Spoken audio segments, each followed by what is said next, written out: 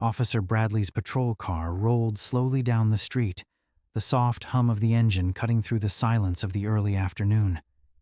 It was a warm day in Kansas, and most people saw it as the perfect opportunity to stay indoors or lounge in shaded corners.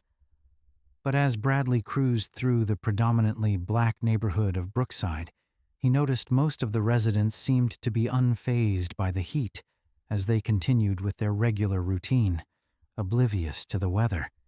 His eyes darted between the sidewalks, scanning for anything that seemed out of place. Bradley's radio crackled, but it was a routine call that didn't need his attention. He carefully drove through the streets where he expected trouble to be. The crime rate in this neighborhood had been on the rise lately, and Officer Bradley had taken it upon himself to patrol the neighborhood daily.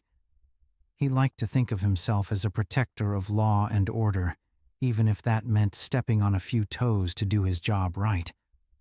Officer Bradley was slowly cruising by when he saw him, a black man standing alone just outside a cafe. At first glance, you could tell he was waiting for someone, but Officer Bradley immediately assumed he was up to no good. His instincts, fueled by years of unchecked biases, told him that the man was definitely up to something. He slowed the car and took a long look at the man, trying to spot anything unusual. The man didn't seem to be doing anything. He was standing with his phone in hand and casually glancing around. But to Officer Bradley, that was more than enough. He could be dealing drugs or on the lookout for a robbery. He wouldn't put that above this neighborhood. Anything was possible. Loitering, Bradley thought to himself. While he could not prove that the man was up to something illegal, he believed that something had to be going down for him to be casually standing outside, doing nothing. Officer Bradley started to pull over, already forming the scenario in his mind. This would be another easy stop, a perfect opportunity to show that he was keeping things under control. As Bradley stepped out of his cruiser, he adjusted his belt, making sure his hand was close to his holstered gun. Just in case, he told himself, you can never tell with these people. The man was tall and dressed neatly in business casual attire. "Hey, you," Bradley barked, walking towards the man with authority. "What are you doing here?" The man looked up, his brow furrowing slightly in confusion. He seemed too calm for someone who a police officer was questioning, and Officer Bradley immediately noticed. Marcus offered a polite smile. "Good afternoon, officer. I'm just waiting for a friend. We're meeting for coffee." Bradley wasn't buying it. He took a step closer, trying to intimidate Marcus by staring into his eyes and looking him up and down as if he was nothing. "Are you waiting or loitering? This isn't the best place to be hanging around." Marcus blinked, visibly surprised by the accusation. "I'm sorry. Did you say loitering?" He chuckled nervously. "I've only been here a few minutes. I'm just waiting for a friend." The crowd around the street began to notice the exchange between the black man and the officer. Some drivers slowed down to a halt to observe as the officer squared off with the man, who clearly didn't match Officer Bradley's idea of innocence. The air around Marcus and Officer Bradley grew thicker with tension. Bradley crossed his arms, his expression hardening. "Do you have any ID on you? You're acting pretty suspicious just standing around." Marcus's initial confusion at the loitering accusation was beginning to morph into frustration, but he tried to keep his cool. "Officer, I don't believe I've done anything wrong. Is there a reason why you're asking me for ID?" Bradley's lips curled into a sneer. "Do I need a reason, or are you refusing to cooperate?" Marcus inhaled deeply, clearly trying to keep his composure and avoid doing or saying anything stupid. "No, I'm not refusing. I just don't see why," he replied. "I asked for your ID." Bradley cut him off sharply, his voice rising. "Hand it over, or we're going to have a problem." Marcus could feel the eyes of bystanders on him, their silent gazes adding to the weight of the moment. The exchange with Officer Bradley was attracting attention by the minute, and Marcus didn't want it to be blown out of proportion. He reached slowly into his pocket, pulling out his wallet. "Here's my driver's license," he said, offering it calmly. Officer Bradley snatched it from his hand, barely glancing at the name. To him, it was just another black man in another rundown neighborhood. He handed it back without actually looking at it, already deciding he was guilty of something. But all Officer Bradley cared about was maintaining control and superiority. Hanging around in front of businesses like this makes people uncomfortable, Officer Bradley said, ignoring the fact that no one inside the cafe seemed remotely concerned. "I'm going to need to search you." "Stand still." Marcus's eyes widened. "Search me? On what grounds, officer? I've done nothing wrong. You've already seen my ID, and I told you I'm waiting for a friend." Officer Bradley smirked. "This is a high-crime area. I don't need grounds when I've got suspicion. Turn around now." The crowd was growing, and murmurs of disbelief were rippling through customers in the cafe who had watched everything occur. People pulled out their phones, and some recorded the exchange. Officer Bradley was not new to asserting his position to people he knew were criminals, and if a few people hated him for it, then that was the choice he was going to pay for. Marcus clenched his jaw. He had dealt with people like Bradley before, men who let their badges inflate their egos, who saw every black man as a threat regardless of circumstance. But still, Marcus tried to defuse the situation as easily as he could. Raising his hands slightly, he stepped back. "Officer, please. There's no need for this. I'm a lawyer." Officer Bradley's eyes flashed with disdain. "A lawyer, huh? You got a lot of excuses, don't you?" Without warning, he grabbed Marcus's arm and spun him around, forcing him up against the wall of the cafe. "Stop resisting," Bradley screamed to him. "I'm not resisting!"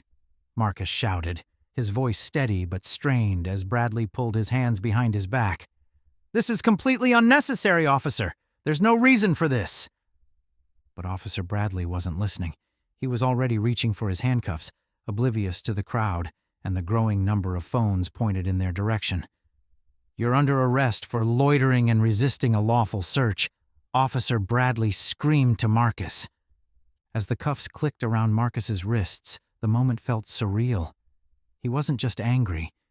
He was disappointed.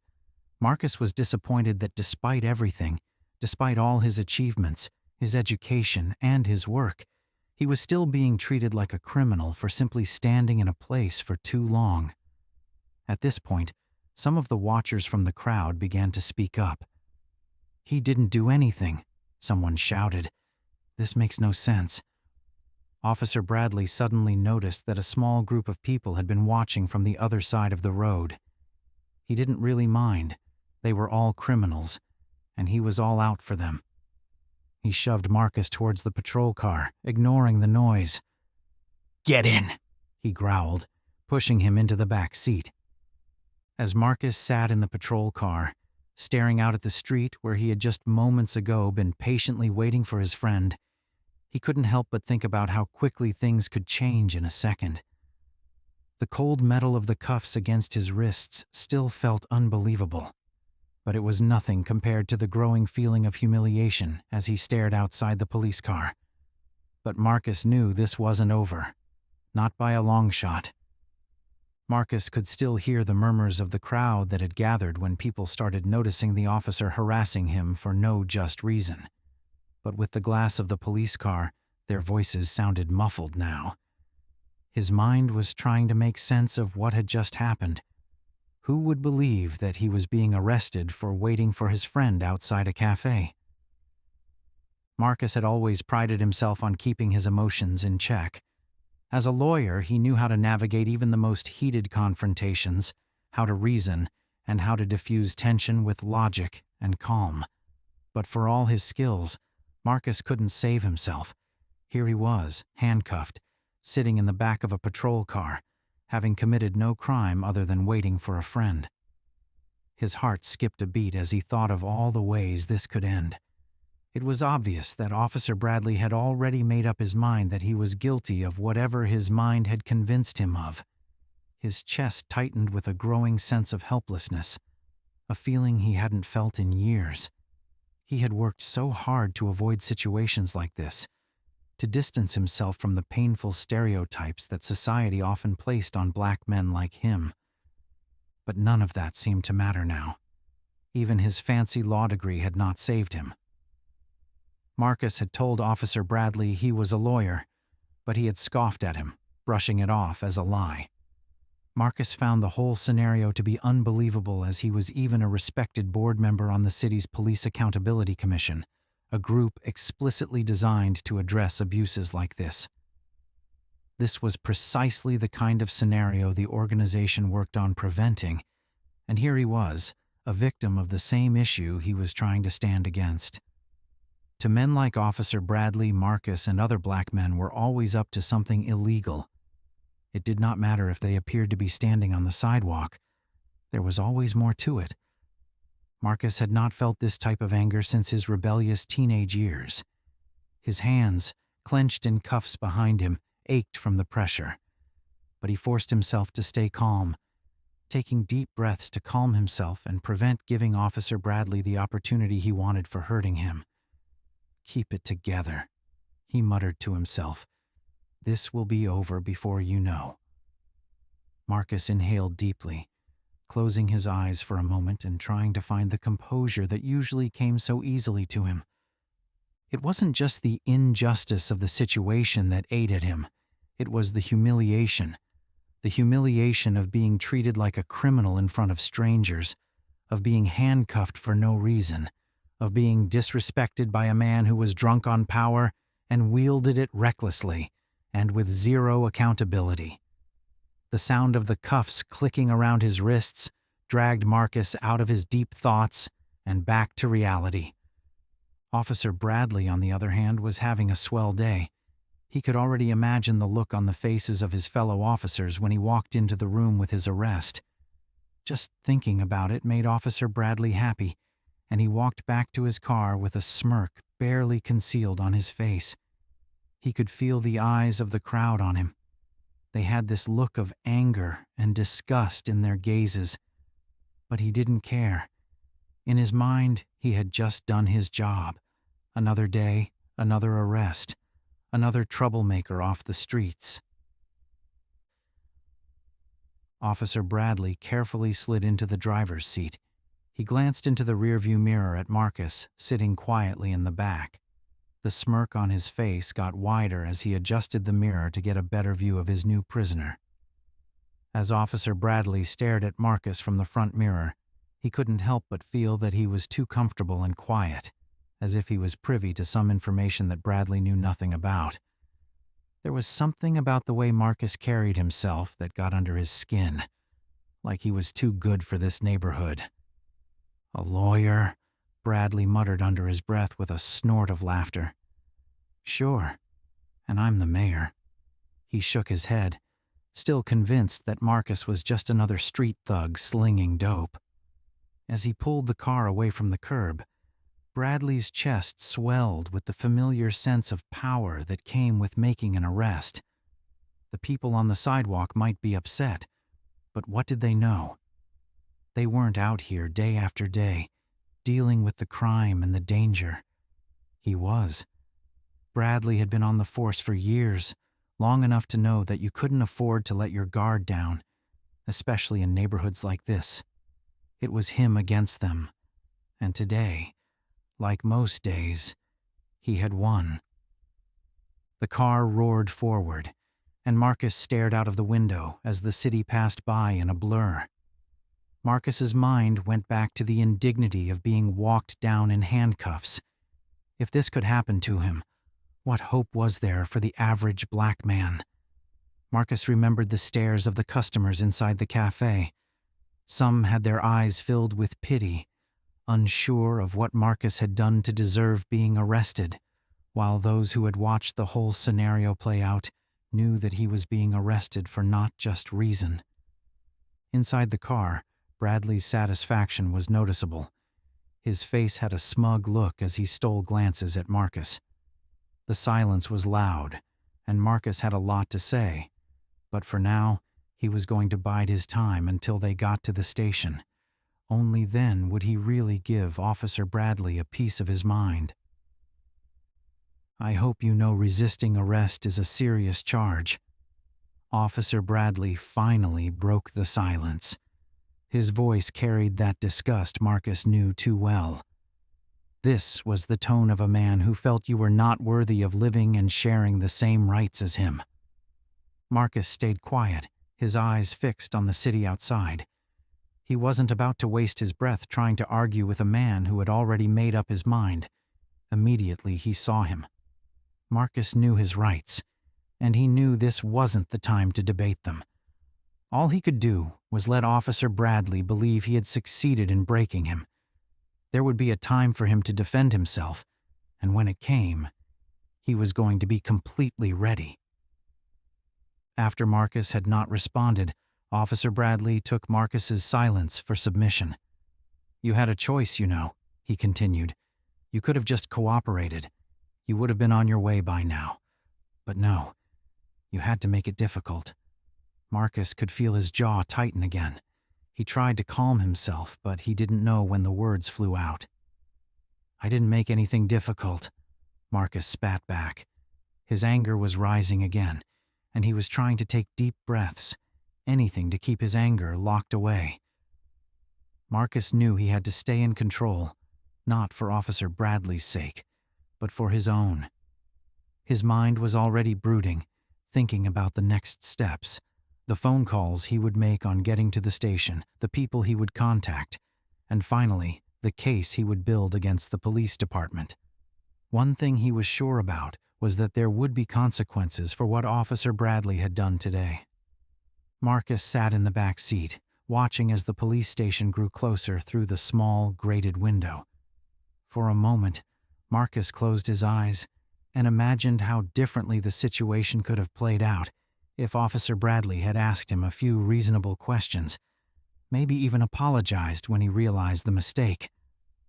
But no, men like Bradley never admitted their mistakes. As they approached the front of the station, Bradley eased the patrol car into the lot with a sense of satisfaction washing over him. In his mind, he had done the city a favor. Another troublemaker off the streets. Another good day's work. He didn't think twice about the consequences because, in his world, there were never consequences for men like him.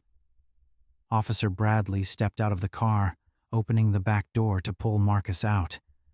The two exchanged a glance. "You really believe you're doing something good here, don't you?" Marcus asked quietly. His voice carried the weight of a man who was far more than just another black man stopped on the street. Bradley scoffed, tightening his grip. "Save it for the judge. You're in my hands now." While Officer Bradley had this look of arrogance and smugness, Marcus looked calm and comfortable. Marcus's calm approach shocked Officer Bradley. This was a first for him. He expected Marcus to be complaining about how he had done nothing wrong. Instead, he was quiet as a mouse. For a moment, Officer Bradley felt a little bit of anxiety. Who is this man? Was he actually a real lawyer? But he pushed the thoughts away immediately. "There's no way a lawyer would be found in such a terrible neighborhood," he muttered to himself. But for Bradley, it was obvious Marcus wasn't like the other guys he'd arrested. There was no fear, no pleading, just quiet resolve. But Bradley quickly brushed it aside. Officer Bradley pushed through the heavy double doors of the station. Inside, the atmosphere was as indifferent as Marcus had expected. Officers bustling about, phones ringing, paperwork being shuffled. No one paid attention to Bradley bringing in another arrest except for a few glances that quickly returned to their tasks. Marcus scanned the room, his sharp eyes noting the details. Most of the officers looked indifferent, probably used to the daily arrests. The fluorescent lights above flickered slightly. casting a pale glow over everything. Bradley led Marcus to the booking desk, where a younger officer sat, tapping away on a keyboard. The young cop looked up. His eyes went to Marcus's cuffed hands and then up to his face. "What's the charge?" the officer asked, his tone neutral but laced with curiosity. Loitering and resisting arrest, Bradley answered with a casual shrug, as if he had just solved the day's simplest puzzle. He handed over a crumpled piece of paper with Marcus's basic information scribbled on it. The younger officer raised an eyebrow but said nothing, simply nodding and beginning to type again. Marcus watched the exchange, his anger bubbling up again.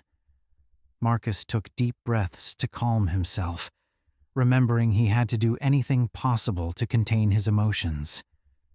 He was used to fighting for justice on behalf of others, but now he found himself at the mercy of a system he had long worked to change.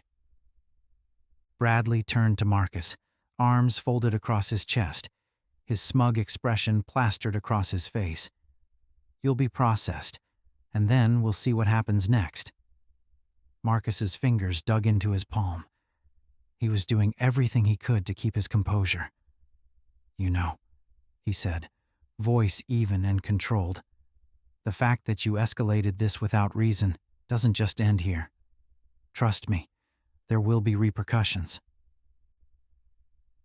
Bradley's smirk didn't leave his face, but there was a flicker of something in his eyes, something Marcus couldn't quite place yet. "Repercussions?" Bradley laughed dismissively. "Sure. Let me guess. Are you going to file a complaint? We get those all the time. Nothing sticks." Marcus stared at him, his eyes cold and unyielding. "It's not about complaints," he replied. "It's about accountability.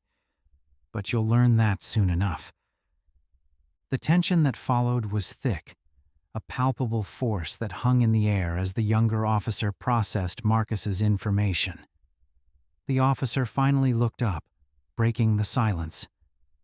"Sir, do you have any personal items on you?" he asked Marcus, his tone more professional than Bradley's. Marcus nodded. "Just my wallet and phone." The officer gestured to the small tray on the counter. "Place them here, please." As Marcus complied, Bradley stepped aside, speaking to a few of his colleagues, some of whom shot quick glances in Marcus's direction, but none seemed interested in getting involved in whatever was going on. Once his belongings were secured, Marcus stood there, his eyes meeting the younger officer's. "Listen, officer," he began, his voice calm but firm. "There's been a mistake here. I was simply waiting for a friend when Officer Bradley decided to arrest me without cause. I'm a lawyer, and I know my rights. You don't want to be part of this mess." The younger officer looked uncomfortable, his eyes darting toward Bradley, who was standing a few feet away chatting with another cop. The young man hesitated but then leaned in slightly, lowering his voice. "I'm just doing my job," he muttered, almost apologetically. "If there's a mistake, it'll come out later." Marcus sighed, nodding slightly. "I understand, but later may be too late for some people." His voice was soft but carried weight. He wasn't just talking about himself. He was talking about the countless others who had been in his shoes, their voices silenced by the system. Bradley, overhearing the exchange, stepped back to the desk. "Everything all right here?" he asked, his tone falsely casual, but the undertone was clear. He didn't appreciate anyone questioning his authority, not even a fellow officer. The younger officer cleared his throat and straightened up. "Yes, Officer Bradley, just finishing the paperwork." Bradley shot a sideways glance at Marcus, his smirk returning. "Good. Let's not make this harder than it needs to be." "Harder?" Marcus replied. "That's ironic, considering this entire situation is your doing." Bradley's eyes flashed with arrogance. "Yeah. Well, maybe you should have thought about that before resisting arrest." "I wasn't resisting. I was trying to reason with you." But I guess that doesn't matter, does it? Marcus replied. Marcus made up his mind not to allow Officer Bradley to see any crack in his composure. Despite the injustice, his expression remained calm. Bradley leaned in closer, his voice low and condescending. You can keep telling yourself that, but the fact is, I'm the one in charge here, not you. For a moment, Marcus considered lashing out verbally, but he knew better. This wasn't the time. After what felt like hours of paperwork and subtle exchanges, Marcus was finally led down a narrow, dimly lit hallway to the holding cells. The air grew colder, and the echoes of clanging doors and distant voices filled the space. The officer who had processed him avoided eye contact as he opened a cell door and gestured for Marcus to step inside. "Please take a seat," the officer said quietly, before quickly locking the door behind him. Inside the holding room, Marcus sat down on the cold, hard bench. The cuffs had finally been removed, and he stared at his hands, smoothly tracing the red marks left behind. His heart was still racing, but his mind was already thinking of how to get himself out of the situation. He had done nothing wrong. He had been polite, reasonable, cooperative, and yet here he was, locked in a cell, his dignity bruised by the weight of a system designed to see him as guilty before proven innocent. As Marcus sat on the cold bench, he promised to make sure that Officer Bradley faced consequences for wrongfully arresting him. But for now, he had to wait. While waiting had always been difficult for him, Marcus knew he had no choice. As he stared at the barricaded gate he was now trapped in, Marcus let out a slow, shaky breath. The weight of the whole situation finally hit him. The humiliation, the frustration, it all washed over him in that moment. But as quickly as it came, he pushed it aside, steeling himself once again. Marcus leaned forward, elbows resting on his knees. How many others have sat here? How many other men like him had been unjustly arrested, their voices ignored, and their lives disrupted for no reason beyond the color of their skin? It was one thing to fight for justice in a courtroom, to argue cases and make changes through policy. But this was personal. His mind shifted to his career, his position on the Police Accountability Commission. The irony of it all was almost too much to bear. He had spent years advocating for reforms within the department, pushing for policies that would prevent precisely this kind of abuse of power. And now, here he was, another statistic, another black man thrown behind bars for no reason at all. The only difference was that Marcus wasn't defeated. No, this was a battle he knew all too well. It was a battle he'd been fighting his entire life, long before he'd become a lawyer. And now, with Bradley's smug face still fresh in his mind, Marcus knew exactly how he was going to win. As he sat there in that cold, silent cell, his frustration slowly began to build into resolve. Bradley thought he had won, but he didn't know who he was dealing with. Marcus wasn't just any man. He had power, influence, and, more importantly, the law on his side. With every passing minute, Marcus's determination grew.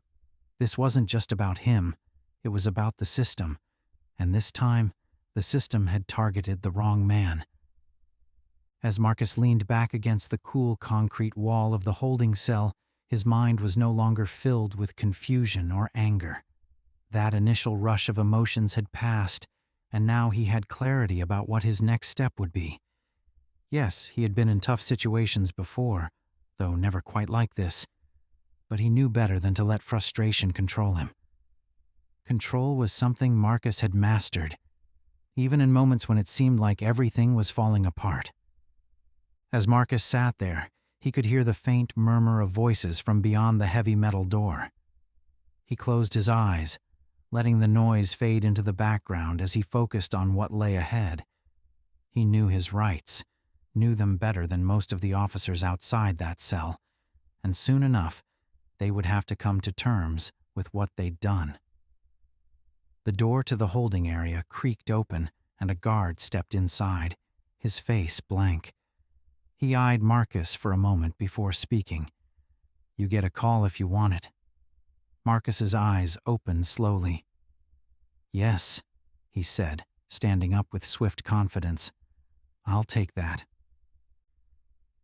The guard led him down the narrow hallway to a small booth with a phone on the wall. Marcus picked up the receiver and dialed a familiar number, his law partner, David Simmons. David was not only his colleague, but one of his closest friends. Marcus had been friends with David since law school. After school, they had both interned at the same firm before deciding to open their own practice. Marcus knew David was the perfect person to call in situations like this. He would know exactly how to handle everything. The phone rang twice before David's brisk and calm voice came through on the other end. "Marcus, what's going on? I've been getting calls about you all afternoon." Marcus let out a short breath on hearing David's voice. "You won't believe the day I'm having. I was waiting for a family friend at Brookside when an officer pulled me in for loitering. He further claimed I was resisting. Now I'm sitting in a holding cell." David's voice was filled with disbelief, then anger. "What? Are you serious? Have they lost their minds? Do they know who you are?" "I don't think they've put two and two together yet," Marcus said, his tone calm, almost detached. "But they will soon, and I'm in no rush. This is outrageous. I'll call the precinct right now, and we'll get this cleared up. They're not going to get away with this." Marcus shook his head, though David couldn't see him. "Don't rush it.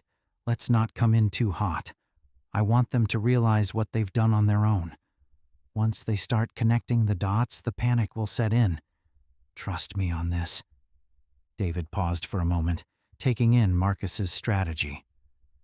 "All right, we can do it your way," he finally said, a note of admiration in his voice. "You always think ahead. Okay, I'll hold off for now. But the second you need me, I'll be there. This isn't just about you, Marcus."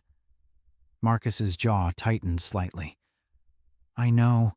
That's exactly why I'm handling it this way. This isn't just about me. It's about the message it sends." After a few more exchanged words, Marcus hung up, feeling the steady pulse of determination coursing through him. The game was in motion now. All he had to do was wait for Officer Bradley's house of cards to start falling. Back in the main room of the station, Officer Bradley leaned against the edge of his desk, arms folded across his chest, enjoying the feeling of what he considered a job well done. He scanned the room, his eyes resting briefly on the officers working nearby, some of whom cast brief glances in his direction. Most officers in the precinct already knew how biased Officer Bradley was, and they tried to steer clear away from him. Bradley had always prided himself on having an instinct for these things. He'd seen it all in his years on the force. He knew when someone was guilty just by the way they looked at him. And Marcus, despite that he looked calm and composed, Officer Bradley believed he was no different. Officer Bradley hated the way Marcus had acted, using big words like repercussions to try to scare him. "He must think he's better than me," he thought to himself. But despite how everything was playing out, there was a small voice in the back of his mind. The voice was like a faint echo, nagging at him, telling him something wasn't right. The guy had said he was a lawyer, and something about the way he said it hinted at something bigger. Bradley couldn't shake the way Marcus had looked at him when he mentioned repercussions. It wasn't the look of a man who was bluffing. Pushing the thoughts aside, Bradley joined a couple of his fellow officers at the water cooler, casually recounting the day's events. "Yeah, another one down. Loitering, resisting arrest, the usual. Guy claims he's a lawyer," Bradley added with a chuckle, though there was a slight hesitation in his voice now. One of the officers, Davis, raised an eyebrow. "A lawyer, huh? Did you check his ID to verify?" Bradley shrugged, trying to play it off. No, I might have just glanced at his driver's license for a second. You know how it is. I think he was trying to scare me with big talk, Officer Bradley replied. But Davis wasn't laughing. He looked at Bradley, a flicker of concern in his eyes. Are you sure about that? Because I've been hearing some things. There's a guy in here that's supposed to be a big name, actually. A civil rights lawyer. Marcus Reed. You know, the one on the Police Accountability Commission? I'm just saying if it's him, you might want to check yourself. That guy's no joke. Bradley felt the blood drain from his face. His confident smirk left his face immediately. Marcus Reed? Are you sure the Police Accountability Commission lawyer's name is Marcus Reed? Yes, I'm sure, Davis replied. The name hit Officer Bradley like a sledgehammer. He had heard of Marcus Reed. Hell, everyone in the department knew the name. Reed was a crucial figure in the city's push for police reform, and his influence was no small thing. Bradley could feel the anxiety creeping in as his confidence began to crumble. Could it really be the same guy? He turned away from Davis, his mind trying to figure out his next move. No, it couldn't be. But the more he thought about it, the more the pieces started to fit. The calm way Marcus had spoken, his measured responses, his unwavering composure. It all started to make sense. Officer Bradley quickly walked back to the young cop at the police check-in. Do you still have the effects from my arrest a few minutes ago? Yes, I'm yet to move it to holding, he replied. What are the contents? Officer Bradley asked, his voice trembling. The young cop could tell something was off. Officer Bradley's usual overconfident tone wasn't there anymore. Just a phone and a wallet, he replied. Officer Bradley quickly stretched his hand and took the wallet from the Ziploc bag. He pulled out the ID from the sleek leather wallet. For a second, the universe stopped as Officer Bradley struggled to come to terms with what he was seeing. Marcus wasn't just another guy from the street. He was the Marcus Reed. Officer Bradley couldn't believe this was happening. Why had Marcus not said anything? He wished he had actually taken the time to look at the license Marcus had given him. A chill ran down Bradley's spine. He knew he had made a huge mistake, one that could cost him his career. He needed to figure out what to do next, and fast. Officer Bradley's mind raced as he sat back down at his desk, tapping his fingers nervously on the edge. What do I do now? Maybe I can talk my way out of this. It's not like I hurt him. I followed protocol, didn't I? His usual certainty was gone, replaced with the creeping dread of consequences he hadn't fully considered before. He glanced around the room, suddenly aware of the eyes of his fellow officers. Has anyone else figured it out yet? He couldn't afford to let this blow out of proportion. Not yet. He needed to play it cool until he found a way to resolve the situation. Bradley wiped a hand across his brow, his pulse quickening. His mind flashed back to the arrest, how quickly he had escalated things, how little he had actually listened. Now, the thought that Marcus was actually Marcus Reed, the man who held influence over police policy and accountability, ate at him like a growing cancer. He had arrested the wrong guy. But deep down, it wasn't just about who Marcus was that scared Officer Bradley.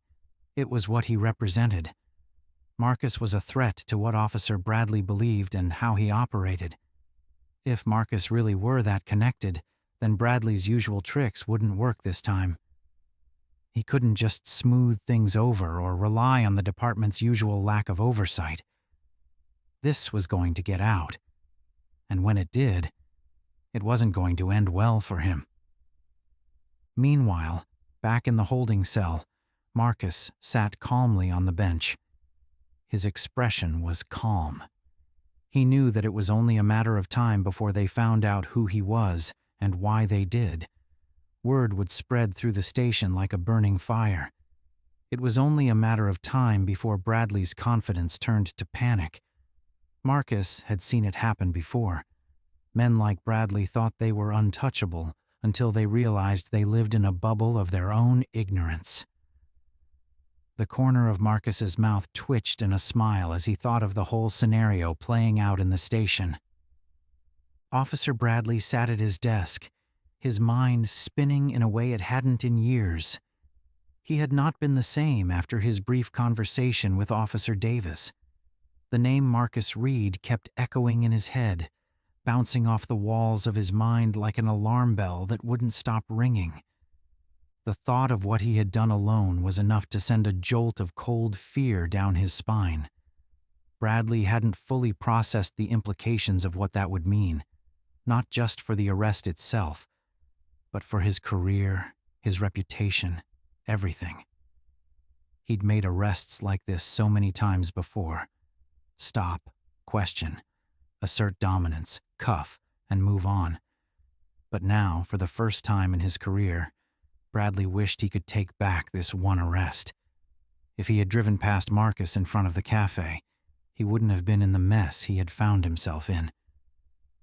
His gaze darted toward the hallway that led to the holding cells. Marcus had been in there for a couple of hours now, sitting silently. Bradley glanced at the clock on the wall.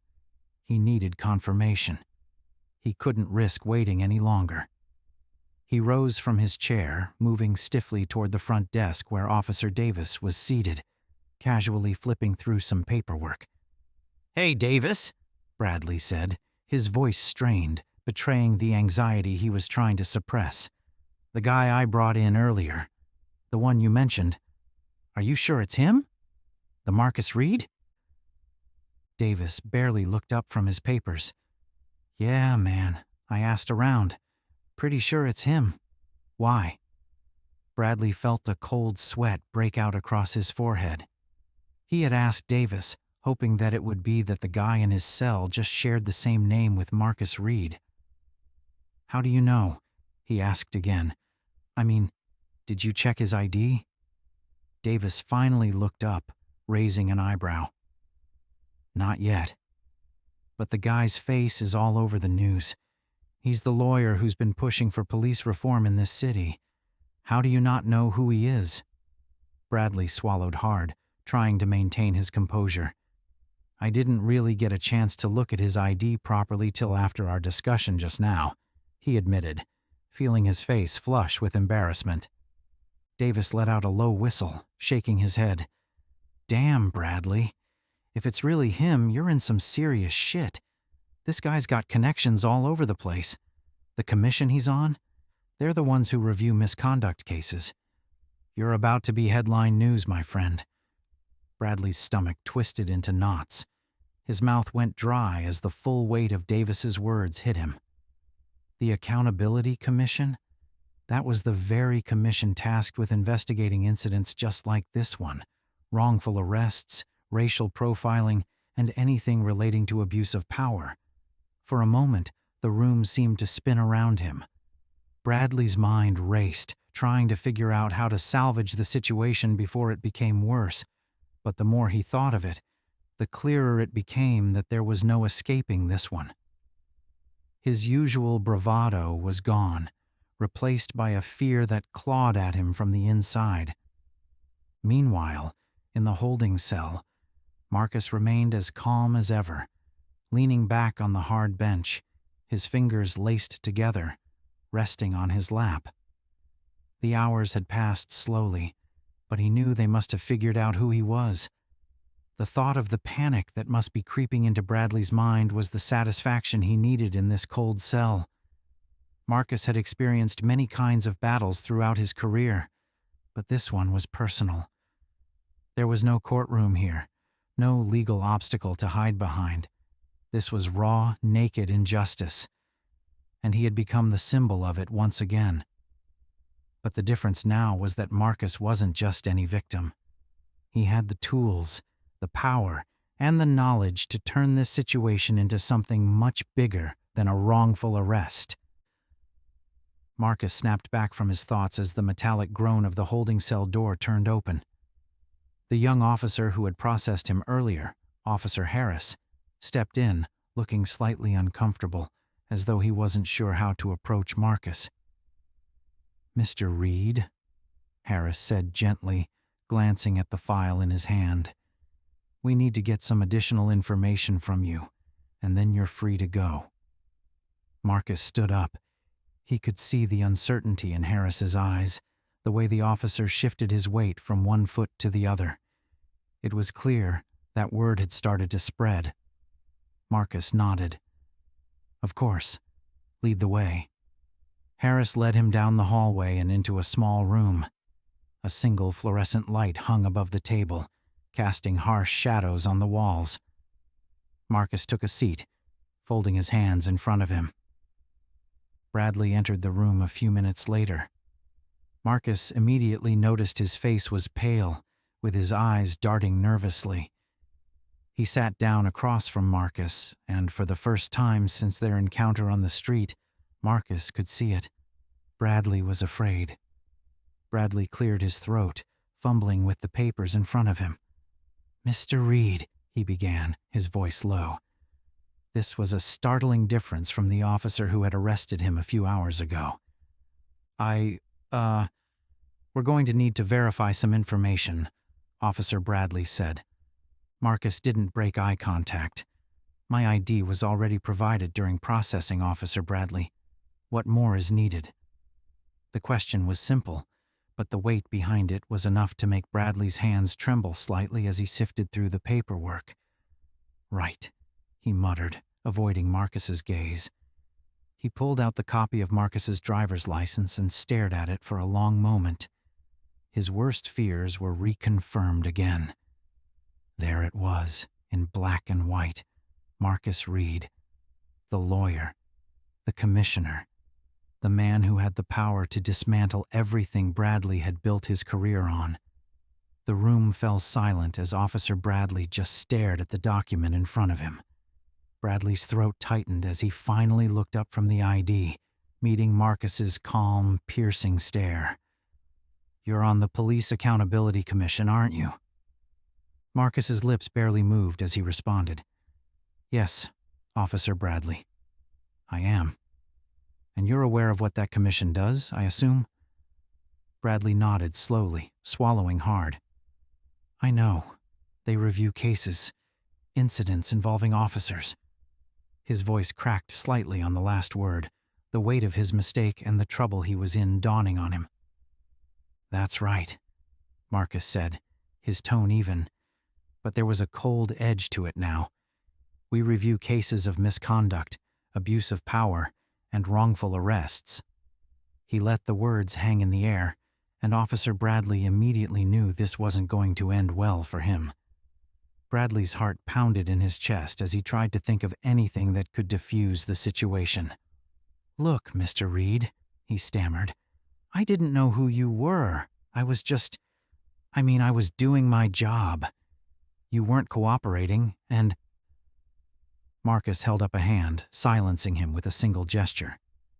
"Officer Bradley, this has nothing to do with whether or not you knew who I was. It's about how you conducted yourself and the assumptions you made. The way you escalated a situation that should never have been escalated, despite several pleas from me."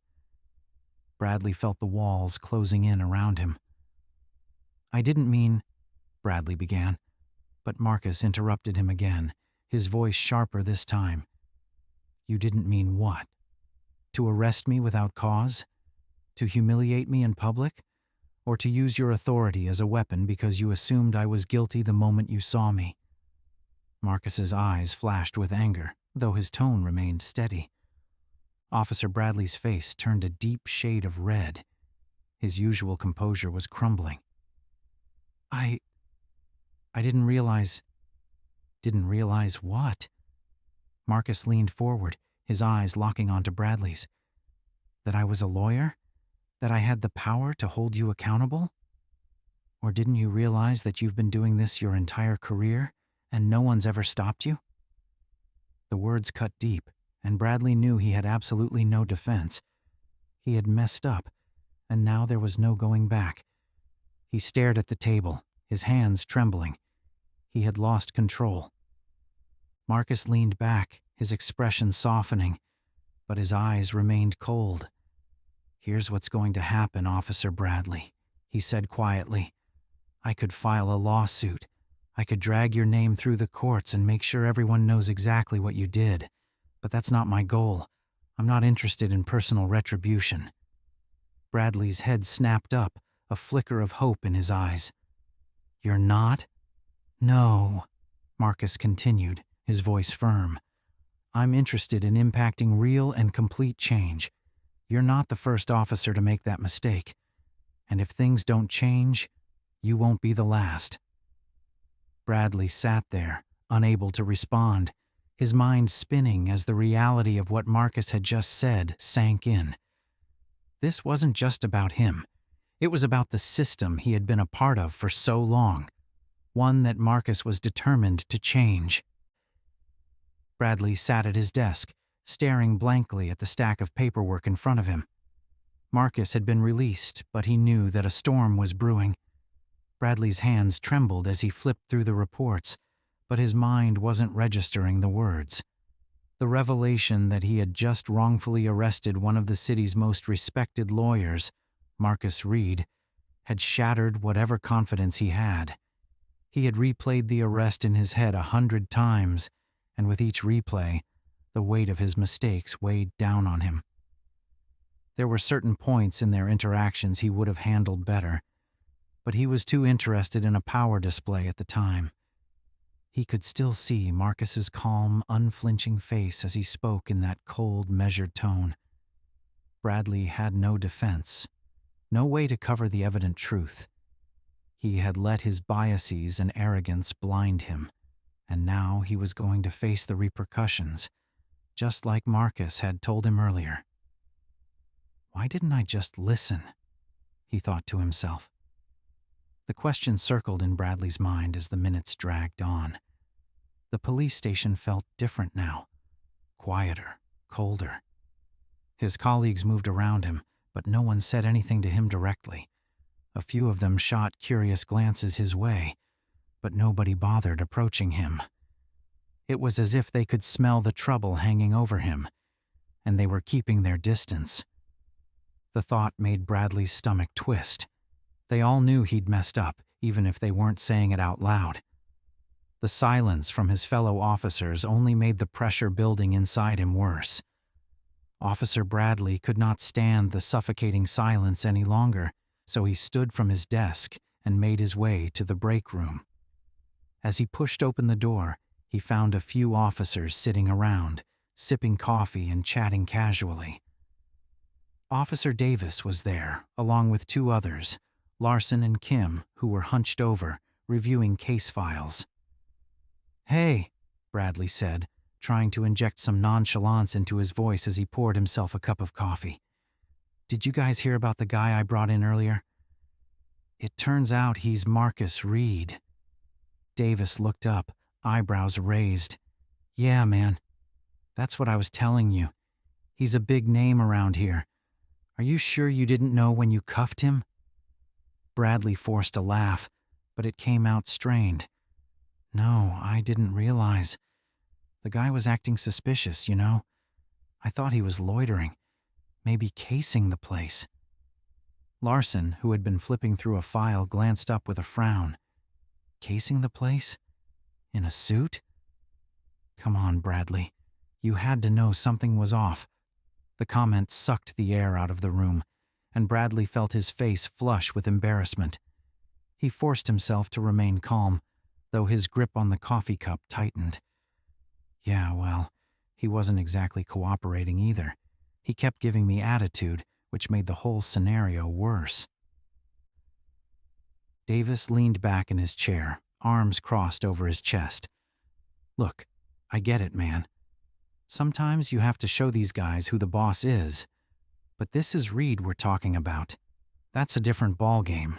The guy's got clout. This isn't the type of guy you want to mess with, especially not the way things are going with public perception of the department." Bradley nodded, swallowing the bitterness rising in his throat. He hated feeling this vulnerable in front of his colleagues, hated the way they were looking at him now, as though they were questioning his judgment. It made him feel small, and exposed. Kim, who had been silent up until now, spoke up, her voice more casual. "You might want to talk to someone about this, Bradley. If it's Marcus Reed, then this would definitely turn into something big, and internal affairs might end up getting involved." The words hit Bradley like a sledgehammer. There was nothing Bradley avoided more than internal affairs. The very idea threw him into an immediate feeling of panic. If internal affair got wind of this, his career could be on the line. His mind raced, searching for some way to spin the situation, to make it seem like he hadn't acted completely out of line. "I was just doing my job," Bradley said, though the defensiveness in his voice was unmistakable. "It wasn't like I went after him on purpose. He gave me a reason to arrest him." Larson shrugged, returning to his file. "Maybe, but from what I've heard, Reed doesn't mess around. He's not just any guy. You should be really careful, man." Bradley felt the walls closing in. His colleagues weren't backing him up the way they usually did. There was no casual back and forth, no reassurance that he'd done the right thing. He could hear the judgment in their voice. Back at his desk, Bradley's mind raced, trying to piece together a defense, some way to justify what he'd done. He reached for the arrest report, reading over it with trembling hands. His notes were brief and vague, but this was the standard procedure he used in reporting for most stops he made. But now he was under scrutiny. He knew those reports wouldn't help his case. The report made it sound routine, but the reality was far from it. The weight of his actions weighed heavily on him as he read through the report for the third time now. Officer Bradley knew Marcus Reed wasn't the kind of man who would let this slide. Marcus was calm, sure, but he was also deliberate. Bradley had seen the look in his eyes. He was planning something, and when it happened, Bradley knew the full force of Marcus's influence would crash down on him. Bradley's hands shook as he reached for his phone. He needed to make a call, to try and get ahead of whatever was coming. But who could he call? His supervisor? They'd already be getting wind of this. His union? They might not even be able to shield him from the storm brewing. He put the phone down, his heart racing. There's no way out, he thought to himself. Just as Bradley was spiraling, the door to the station opened and Marcus Reed entered, flanked by his law partner David Simmons. Marcus walked with quiet authority, his presence commanding the room without him having to say a word. Every officer in the station seemed to stiffen as he passed, as though the very air shifted when he walked by. They all knew who he was now. There were no more questions, no more assumptions. Bradley froze at his desk as he watched Marcus make his way toward the captain's office. The door closed behind them, leaving Bradley to his imagination. Bradley felt sick. What would Marcus say to the captain? What kind of deal would be made? Bradley's heart was racing as he battled feelings of guilt, fear, and sheer panic. Meanwhile, inside the office, Marcus sat calmly across from Captain Harris, the senior officer of the precinct. The captain looked uncomfortable, his fingers tapping nervously against the desk. David Simmons sat beside Marcus, his eyes focused on the captain. "Mr. Reed," Captain Harris began, clearing his throat. "I'm aware of the situation, and I want to assure you that we're taking it seriously. We'll conduct a full investigation, and Officer Bradley will be held accountable if any misconduct is found." Marcus leaned forward slightly, his gaze focusing squarely on the captain. "Captain, I appreciate your willingness to investigate. But this isn't just about Officer Bradley. It's about a pattern of behavior. It's about systemic issues within the department that allow situations like this to happen again and again." Captain Harris shifted uncomfortably, nodding. "I understand. We've been working on implementing new training programs." Marcus raised a hand, cutting him off, though his tone remained calm. "Training isn't enough. We need these officers to be held accountable for their actions. Real accountability. And that starts with officers like Bradley understanding that their actions have consequences. The captain nodded again, his face pale. Of course. We'll take immediate steps to address this. David had just been observing. He finally spoke up, his voice sharp. This situation is going to bring a lot of attention to the department, Captain. I suggest you prepare for that. The captain's eyes widened slightly, but he nodded. We'll do everything we can to resolve this. Marcus stood, extending his hand toward the captain. I trust you will, Captain, for everyone's sake. As Marcus and David left the office, Bradley's eyes followed them, and he could hear his pulse pound loudly in his ears. He knew things were about to get much worse. Bradley's growing regret. The fallout looms. The door to the captain's office closed softly behind Marcus and David. Bradley used his eyes to follow them as they left the precinct. His mind raced. Each beat of his heart was a reminder that everything he had tried to build was on the verge of collapse. How did it get to this? The following day, the atmosphere in the police department had shifted. What was once the usual sound of the day-to-day operations, phones ringing, papers shuffling, officers swapping stories, had changed entirely. Most officers lingered in the hallways, talking in hushed tones about Bradley and the disaster that had unfolded with Marcus Reed's arrest. Bradley felt the change as soon as he walked in that morning. Eyes followed him more intently than usual. Conversations seemed to die down when he passed, and the air felt charged, like something heavy was hanging over the precinct. As Bradley made his way to his desk, he caught snatches of whispered dialogue between two younger officers by the coffee machine. That guy's a lawyer, you know. Reed, he's the one constantly pushing the city council for reform. How'd Bradley mess that up? I heard he didn't even realize who Reed was until it was too late. Talk about career suicide. Bradley's stomach growled. The words hurt him more than he wanted to admit, and as he sat down at his desk, he could feel his pulse quicken. The weight of the whispers pressed in on him from all sides. He had always been the guy who others respected, or at least feared. But now it felt like the entire department was watching him fall apart.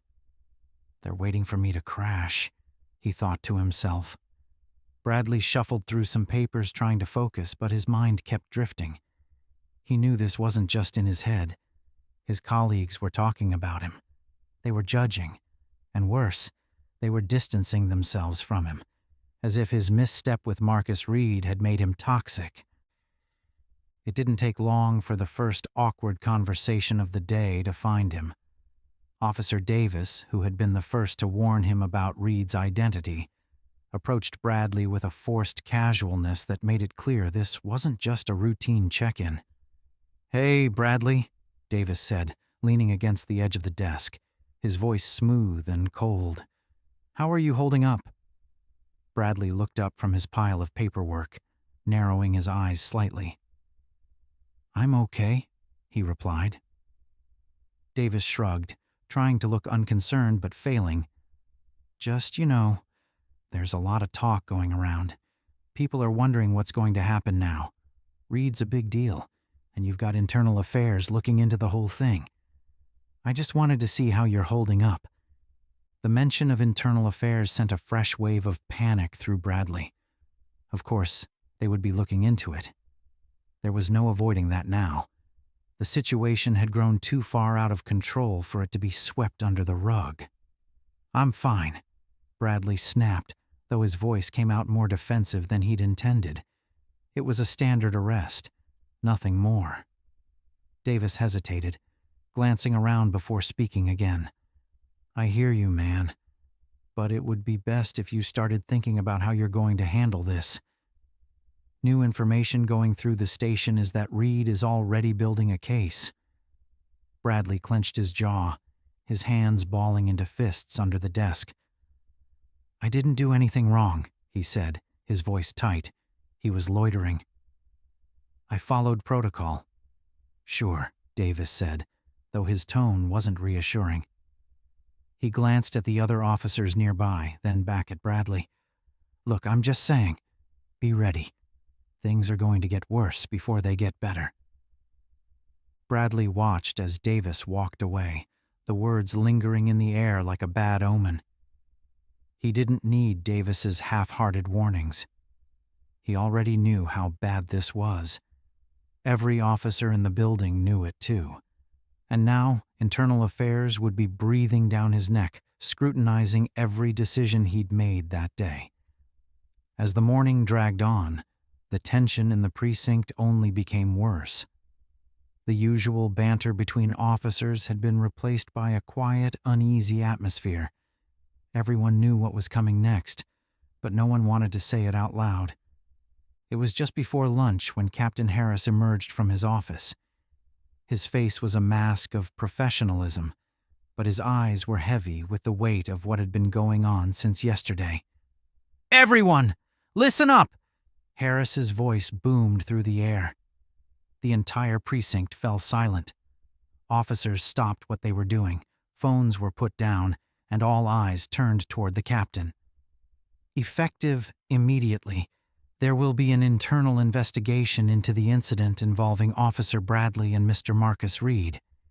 Internal Affairs will be conducting interviews over the next few days, and I expect full cooperation from everyone involved. The captain's eyes darted toward Bradley for a second. The captain's chilling, piercing eyes were enough to make the color drain from Bradley's face. He felt like the ground was crumbling beneath him. This investigation is standard procedure, Harris continued, his tone clipped. But let me be clear. We're going to get to the bottom of this. Everyone is expected to remain professional and focus on their duties. There was a murmur of acknowledgement from the room. And then, just like that, the captain turned and disappeared back into his office, leaving everyone to their duties. Bradley's mouth went dry. He could not believe this was actually happening. There was no stopping it now. All he could do was accept his fate and prepare for the worst. Internal Affairs would be pulling apart every detail of the arrest, questioning his every move, his every decision. And Marcus Reed was going to make sure they got to the bottom of how he had conducted himself that day. Officer Bradley glanced around the room, but no one met his eyes. His colleagues were either too busy pretending they hadn't heard the announcement or too focused on avoiding him. It was as if he'd become invisible, already a ghost in the precinct where he had once held power. Later that afternoon, Bradley found himself standing in the hallway near the break room when Officer Kim approached him. She had been one of the few officers who hadn't outright avoided him. It was obvious that while she felt pity for him, she was not willing for her career to be affected by associating with Bradley. "Bradley," she said quietly, her voice lacking its usual warmth. "Can we talk?"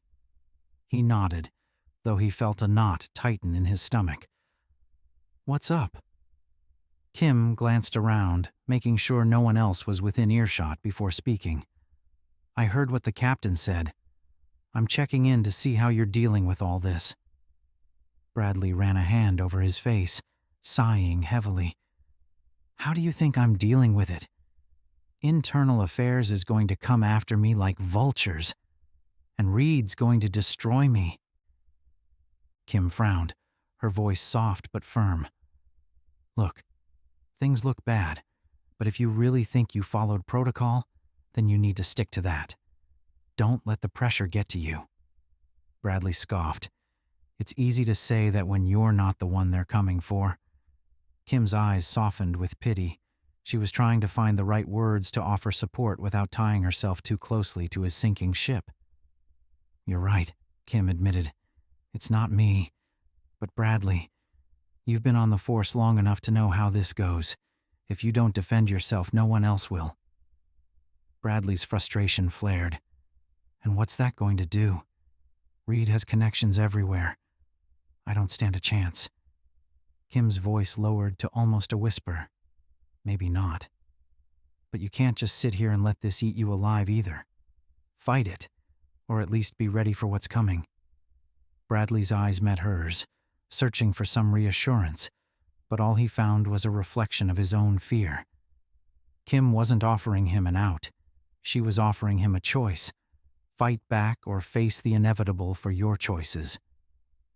He didn't respond, and Kim eventually walked away, leaving him standing there alone, lost in his thoughts. As the day stretched on, Bradley felt more isolated than ever. The familiar rhythms of the department continued around him, but he was cut off from it all. His world was shrinking, and no one seemed interested in pulling him back in. Bradley sat there, staring at his hands, which had once cuffed Marcus Reed with confidence, now trembling. The reality was setting in. The repercussions Marcus Reed had talked about were playing out, and there was no stopping it. There was no way to undo the chain of events that had started with a simple, biased assumption on a sidewalk. He thought of Marcus, the way he had stood so calmly in that interrogation room, staring at him with those cold, piercing eyes. Looking back on how his life was slowly crashing down, Bradley cursed the day he decided to approach Marcus just because he had felt he had to be up to no good. The weight of it all pressed down on Bradley, suffocating him. For the first time in his career, he felt completely and utterly powerless. The atmosphere in the precinct was thick with anticipation as the internal affairs team arrived. Bradley had known this was coming, but seeing the internal affairs officers walk through the door sent a fresh wave of panic coursing through him. 2 men and a woman, all dressed in sharp suits, stepped in with an air of authority that made the usual atmosphere of the department die down. It was as if their presence alone made everyone conscious of their every movement. Bradley watched from his desk. His palms were soaked with sweat, his heart thudding in his chest. He recognized one of the internal affairs officers, Detective Rachel Monroe. She was known for her thoroughness and her inability to let anything slide. The other 2 were unfamiliar, but that didn't make them any less intimidating. The message was clear. They were not here to play games. The 3 IA officers made their way to Captain Harris's office, where the door closed softly behind them. Bradley could feel the weight of their arrival settling over the precinct as if the walls themselves had grown heavier. He could sense the tension in the room, how every officer seemed to move just a little more carefully, how conversations died down as the internal affairs team passed. As Bradley sat at his desk, pretending to focus on his work, Officer Larson appeared, his face grim. He pulled a chair over and sat beside Bradley, leaning in close. "Are you ready for this?" Larson asked quietly, his voice low enough that no one else could hear. Bradley glanced around nervously. "Ready? How the hell do you even get ready for something like this?" Larson sighed, his gaze shifting toward Captain Harris's office, where the internal affairs team was still meeting. "Look, man, they're here to tear you apart. They're going to comb through every detail of what happened, and if there's even a hint that you crossed the line, they'll hang you out to dry." "I didn't cross the line," Bradley muttered, though the conviction in his voice was not so convincing. "I was just doing my job." Larson's eyes narrowed. "You were doing what you've always done. But this time it's different. Reed isn't just some guy. He's connected. He's powerful. Internal affairs know that if they don't handle this right, it'll blow up in their faces." Bradley's chest tightened. "So what do I do?" Larson leaned in closer, his voice barely above a whisper. "You make sure your story is airtight. You stick to protocol, and you don't give them a reason to think you were targeting Reed because of who he is, or worse, because of what he looks like." Bradley's heart skipped a beat at the implication. "I wasn't targeting him," he quickly said. It doesn't matter what you think, Larson shot back, his tone sharper now. The only thing that matters is what they believe. And right now, they're looking at you like you're the poster boy for everything wrong with this department. Bradley's stomach growled with anxiety. He could feel the walls closing in again, tighter this time. His usual confidence was crumbling under the weight of what was about to come. I followed protocol, Bradley whispered, more to himself than to Larson. I did what I was supposed to. Larson stood, giving Bradley a long, hard look. Just make sure that's what they hear when they interview you, because if they don't, you're done. An hour later, Bradley was called into the interrogation room, where the internal affairs officers waited. The room was small, with a single table and 2 chairs facing each other. Detective Monroe sat on one side, her sharp eyes studying him as he entered. The other 2 officers stood in the corners, their arms crossed, silently observing. Bradley's throat dried up as he sat down across from Monroe, his heart hammering in his chest. He had been through interviews before, dozens of them for routine incidents. But this was different. He was being interrogated, not the other way around. Monroe didn't waste any time. "Officer Bradley," she began, her voice calm but authoritative. "We're here to discuss the incident involving the arrest of Marcus Reed. Please walk us through exactly what happened that morning." Bradley swallowed hard, nodding. "Sure. I was on patrol, and I saw a man standing outside a cafe. He was loitering, looking around suspiciously. I approached him and asked him what he was doing. He didn't cooperate at first. He acted like I was the one in the wrong for stopping him. Then, he refused to provide ID right away, and things escalated from there." Monroe's eyes never left his face, but there was no hint of sympathy in them. "What do you mean by escalated? Be specific." Bradley shifted uncomfortably in his seat. The man got defensive and started asking why I was interrogating him, and why I needed his ID. I told him it was standard procedure in a situation like that. Monroe raised an eyebrow. "And was there any indication that Mr. Reed was involved in criminal activity? Was there any reason to suspect he was committing a crime?" Bradley hesitated, trying to think of the best way to answer the question. "He was loitering," he responded. "That's against the law. Was he doing anything other than standing outside the cafe?" Monroe pressed. "Any behavior that would have justified further suspicion?" Bradley could hear his heartbeat in the quiet room. He could feel the other 2 internal affairs officers watching him, waiting for his answer. He was standing there for a while, looking around. I thought he might be casing the place." Monroe's expression remained neutral, but her next question was laced with steel. "And did you ever consider that Mr. Reed might simply have been waiting for someone? That there might have been a legitimate reason for him to be standing there?" Bradley felt the weight of the question hit him. Of course, that possibility had crossed his mind, but he had dismissed it, just like he had dismissed Marcus's calm explanations at the scene. "I didn't know," Bradley said, his voice barely above a whisper. Monroe's eyes focused on him like a laser. "Officer Bradley, let's be clear. Did Mr. Reed show any signs of resisting arrest? Was he physically combative in any way?" Bradley shook his head. "No, but he wasn't cooperating either." Monroe leaned forward, her voice taking on a harder edge. "Which is it?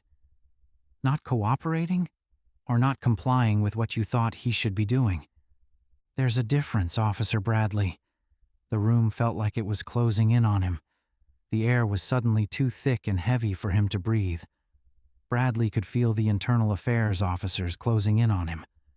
They had walked into the room like predators on the hunt for prey. And finally, they had what they wanted. There was no escaping. The tight grip he had maintained on the narrative suddenly sounded flimsy with every question Monroe asked. His mind raced, searching for a way to salvage the situation. I followed protocol, Bradley said again, though the words felt hollow in his mouth.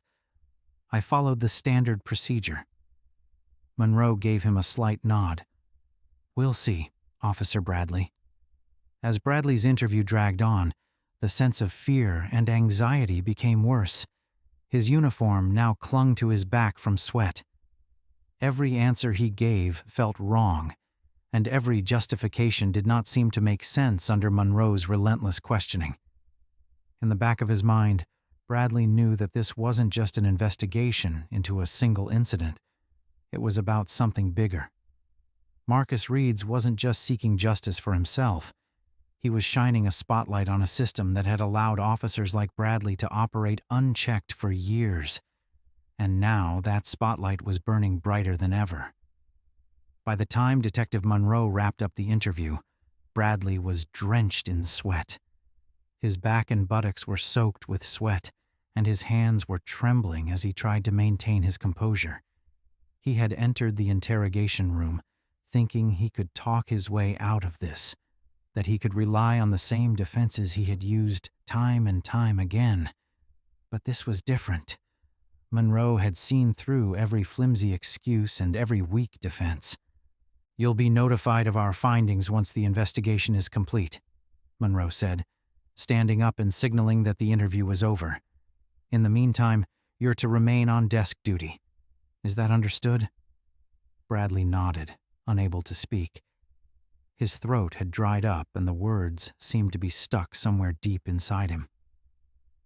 As Monroe and the other internal affairs officers left the room, Bradley sat there for a moment, alone, the walls of the tiny interrogation room pressing in on him.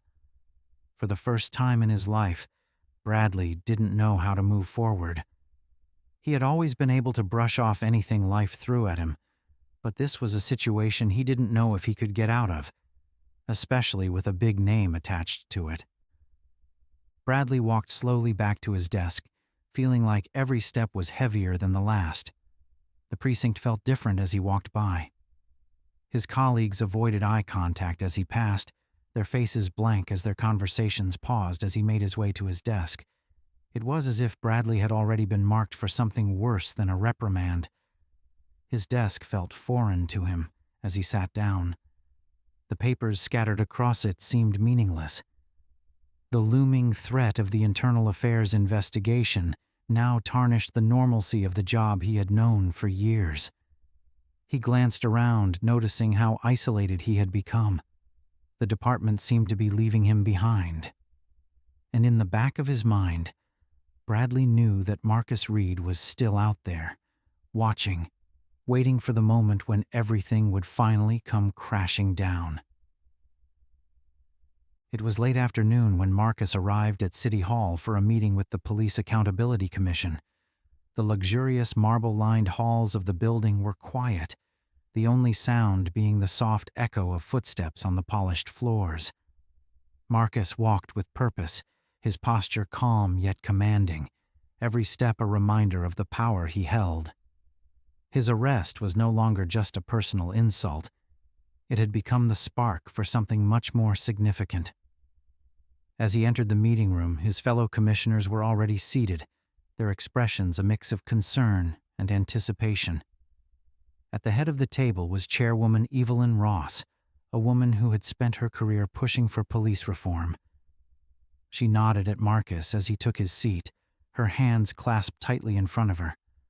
"Marcus," Evelyn began, her voice soft but serious, "I think we all know why we're here today.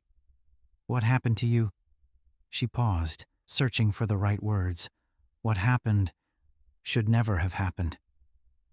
Marcus met her gaze with a calm but intense expression. "It shouldn't have," he agreed, his voice steady and calm. "But it did. And it happens to people like me every day. People who don't have the privilege of sitting on this commission. People whose stories won't make headlines." The room was silent, the weight of his words sinking in. Everyone at the table understood what Marcus was saying. His wrongful arrest wasn't just an isolated incident.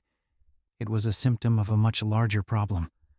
a broken system that targeted black and brown communities. Marcus's voice grew stronger as he continued. This isn't about me. Yes, I was humiliated, but I'm fortunate enough to have the resources and the platform to fight back. This is about everyone who doesn't. If we don't address the underlying issues in the police department, if we don't push for real, systemic change, then we're failing the very people we're supposed to protect. Evelyn leaned forward, her eyes narrowing slightly. What kind of reforms are you proposing, Marcus? Marcus took a deep breath, his hands resting on the table. I'm proposing a complete overhaul of the department's training programs, focusing on implicit bias, de-escalation, and accountability. We also need to ensure that officers who abuse their power are not only disciplined, but removed from their positions if necessary. There was a murmur of agreement around the table, but one commissioner, Daniel Shaw, a former officer himself, frowned slightly.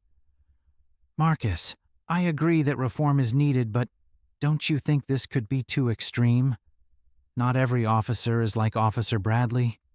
You know that. Marcus turned to Daniel. His voice was still calm, but there was a coldness to it. This isn't about individual officers. This is about a culture that allows someone like Bradley to feel justified in making quick judgments about people based on nothing more than skin color and their standing in society.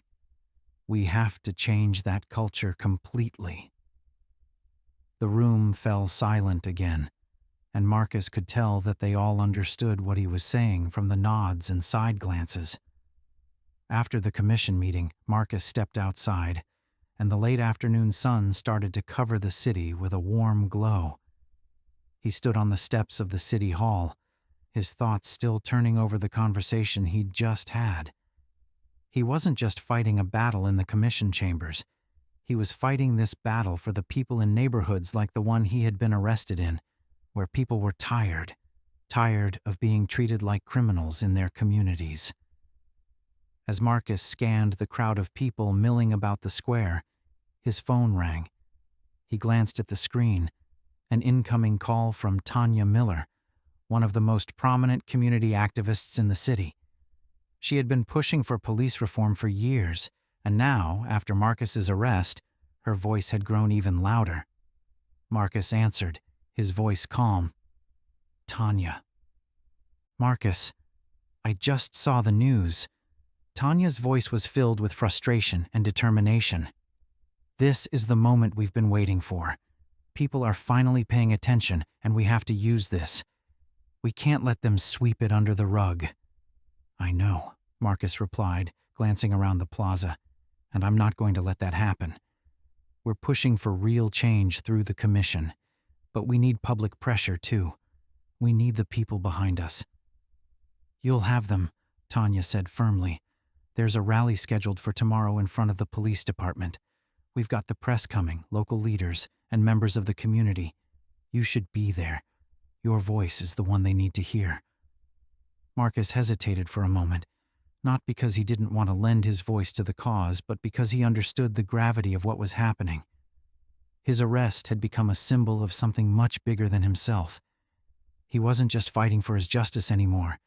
He was fighting for the entire community. I'll be there, Marcus said finally, his voice steady with resolve. This is just the beginning. While Marcus was preparing for the rally, Bradley sat alone at his desk, staring at his phone as news articles about Marcus Reed filled the screen. The headlines read, Civil Rights Lawyer. Arrested by Officer. City investigates allegations of racial profiling. Marcus Reed's wrongful arrest sparks calls for police reform. The articles were everywhere, spreading like wildfire through social media and local news outlets. Bradley scrolled through the comments, his heart sinking with every word. This is why we need to defund the police. Another example of why black men can't trust the system. The officer involved needs to be fired. Yesterday. Officer Bradley's hands trembled as he read the comments, each one feeling like a direct hit. He blamed himself for giving the people ammunition to tear down the hard work of his fellow police officers. He felt the walls closing in and the voices growing louder in his head. His mind flashed back to the internal affairs interrogation, to Monroe's cold, calculating questions. She had seen right through him. She knew he was guilty, and now everyone else did too. As he sat there, paralyzed by fear and regret, Bradley's phone buzzed. It was a text from Officer Davis. "Did you see the news? Reed's going to speak at a rally tomorrow. This is becoming bigger than we thought." Bradley stared at the message. He didn't know what to do anymore, or how to react. All he knew was that there was no fixing this. The next afternoon, the plaza in front of the police department was packed with people. Hundreds of community members had gathered, holding signs that called for justice, accountability, and an end to racial profiling. Marcus stood at the front of the crowd, his eyes scanning the sea of faces before him. He could see the determination in their expressions, the despair in fighting a system that seemed intent on breaking them down. But there was also strength there, a resilience that couldn't be easily broken down. Tanya Miller stood beside him, a microphone in hand. She stepped forward, addressing the crowd with passion. "We're here today because we've had enough. We're here because Marcus Reed's arrest is just one more example of how this system isn't working for us. We, as a people, deserve better." The crowd roared in agreement, their voices rising like a wave crashing against the walls of the police department. Tanya turned to Marcus, handing him the microphone. "And now, I want to introduce someone who needs no introduction. Marcus Reed." The crowd erupted into cheers as Marcus stepped forward, his expression calm but determined. He waited for the noise to die down before he spoke, his voice carrying over the plaza with quiet authority. "I'm standing here today not just as a man who was wrongfully arrested, but as a representative of every person who has been targeted, harassed, or mistreated by a system that was supposed to protect them." Marcus began, his voice firm but steady. "What happened to me happens to people in this city every day. The only difference is that I have the platform to fight back. But today isn't just about me." The crowd was silent now, hanging on his every word. "This is about making sure that no one has to go through what I went through. It's about ensuring that every officer in this city is held accountable for their actions. It's about changing a system that has been broken for far too long." Marcus paused, letting the weight of his words settle over the crowd. "I'm not asking for justice, just for myself," he continued, his voice ringing with conviction. "I'm demanding justice for all of us. We can't afford to wait any longer. Change must happen now." The crowd erupted into applause, their voices echoing through the streets. Marcus stood there, feeling the energy of the movement he had become a part of. As he looked at the people around him, he knew that this movement could really bring about the change they all wanted. Bradley sat in the break room, nursing a cup of lukewarm coffee that he couldn't bring himself to drink. The rally had been all over the news. The officers in the precinct kept looking at him, and he could read the meaning in their stares. "Look at what you've brought down on the department." Bradley had seen the footage. Marcus Reed standing in front of a massive crowd, speaking with that calm authority that he knew about all too well. The city was rallying behind him, and Bradley could feel the noose being tightened around his neck. Every time he turned on the TV or opened social media, there was another article, another post calling for his resignation. His stomach churned as he read through the trending headlines for the day. Marcus Reed speaks out for justice. Rally calls for Bradley's resignation. Officer who arrested civil rights lawyer under internal affairs investigation. No matter how hard he tried, he couldn't escape it. Bradley's entire career was being picked apart in front of the city, and all he could do was sit there, helpless, as the walls closed in. The door to the break room creaked open, and Officer Kim walked in, her eyes catching Bradley's for a moment. She hesitated, then quickly turned to the coffee machine, pouring herself a cup. Bradley tried to ignore the awkward silence that followed, but he couldn't bear it anymore. "Kim," he said, his voice hoarse from hours of silence, "do you really think they're going to fire me over this?" Kim turned, her face solemn. "I don't know, Bradley. Internal Affairs is still investigating. But the pressure is in." She trailed off, glancing down at her coffee cup before meeting his gaze again. "The pressure's intense. Reed doesn't seem to be backing down anytime soon." Bradley's hands clenched around the cup in front of him, his knuckles turning white. "I didn't do anything wrong," he muttered, his voice barely above a whisper. "I followed protocol. He was resisting. He wasn't cooperating." Kim sighed, setting her cup down on the counter. She crossed the room slowly, sitting down across from Bradley. "Bradley, I've known you for years. So trust me when I say this isn't just about you anymore. It's grown bigger than that." Bradley's jaw tightened. "Bigger than me? What does that even mean?" Kim leaned forward slightly, her eyes searching his. "It means that even if you didn't mean for this to happen, it's happened. Reed isn't just a lawyer. He's a symbol now, and people are looking at you like the face of everything that's wrong with the system. You can't ignore that." Bradley swallowed hard, his heart racing. "So what? Am I supposed just to sit here and accept defeat?" Kim's expression softened, but there was a firmness in her voice. "I'm not saying that. I'm saying you need to face the reality of what's happening. Things are changing, Bradley. People are demanding accountability, and you have to come to terms with the fact that this might not go away quickly." Bradley looked down at his hands, the same hands that had cuffed Marcus Reed with the same casual authority he had used for years. Now those hands felt clumsy and useless, and he wished he could take it all back. He had always believed in his authority and his right to enforce the law as he saw fit. But now, it felt like the very foundation of that belief was cracking beneath him.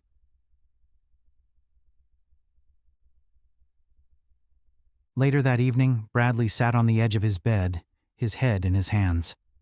The house was quiet, almost too calm, and the silence only amplified the pounding in his head. His wife, Claire, was in the kitchen, cleaning up after dinner. They hadn't really spoken in days, not since the investigation had started, and the news of the rally had hit every major outlet. The door to their bedroom creaked open, and Claire stepped inside. Her expression was off, but Bradley didn't have the luxury of worrying over what was wrong with her. She leaned against the doorframe, arms crossed over her chest, her eyes glancing over Bradley with a mixture of worry and frustration. "We need to talk," she said softly, but the weight of the words was heavy. Bradley looked up, his heartbeat already increasing. "About what?" Claire hesitated, choosing her words carefully. "About everything. About this investigation, the rally, the news." Bradley's face tightened. "I don't want to talk about any of that. It's all bullshit." "It's not just bullshit, Bradley," Claire said, her voice firm but soft. "It's all over the place. Our neighbors have asked me about it. The parents at Olivia's school are not allowing her to visit anymore to play with her friends. I can hear people talking behind my back, and they're not going to stop." Bradley had not thought about how his family might be dealing with the aftermath of the whole situation. He hated this. Hated that this situation at work was suddenly interfering with his personal life. "And what do they think about the situation, Claire? That I'm some kind of monster now?" Claire stepped closer, her expression softening. "No. But they're confused. I'm confused. I don't understand how this happened." Bradley stood up abruptly, his frustration boiling over. It happened because people like Marcus Reed twist things. He wasn't cooperating. He was being difficult, trying to make me look bad." Claire flinched slightly at the anger in his voice, but she didn't back down. "Bradley, you've been saying that for days. But if you were really doing your job, why is this blowing up the way it is? Why are they still investigating you?" He opened his mouth to respond, but nothing came out. The words caught in his throat. And Claire was looking at him with eyes that weren't just filled with concern. They were filled with doubt. "Are you saying you think I'm guilty?" he asked, his voice cracking. Claire's eyes filled with tears, and she shook her head slowly. "I don't know what to think. I don't think you're a bad person, Bradley, but maybe you made a mistake. We all make mistakes." The words hit him like a punch to the gut. A mistake? Was that what this was all about? Bradley had never seen it that way. In his mind, he had done what he always did. His job. But now, standing here in front of his wife, with everything on the line, the certainty he had clung to for so long began to slip away. "I didn't mean for this to happen," he whispered, his voice hollow. Claire stepped forward, her hand reaching for his. "I know you didn't. But it did happen. And now we have to figure out how to move forward. Together." Bradley stared down at her hand in his. The warmth of her touch was a stark contrast to the coldness that had settled over his heart. He didn't know how to move forward. He didn't know how to fix this, or if it could be fixed. That night, Bradley lay in bed, staring at the ceiling. The house was dark, silent except for the faint sound of his wife's breathing beside him. He hadn't slept properly in days, and the exhaustion was starting to wear him down. His mind kept replaying the events of the arrest, over and over like a broken record that he couldn't shut off.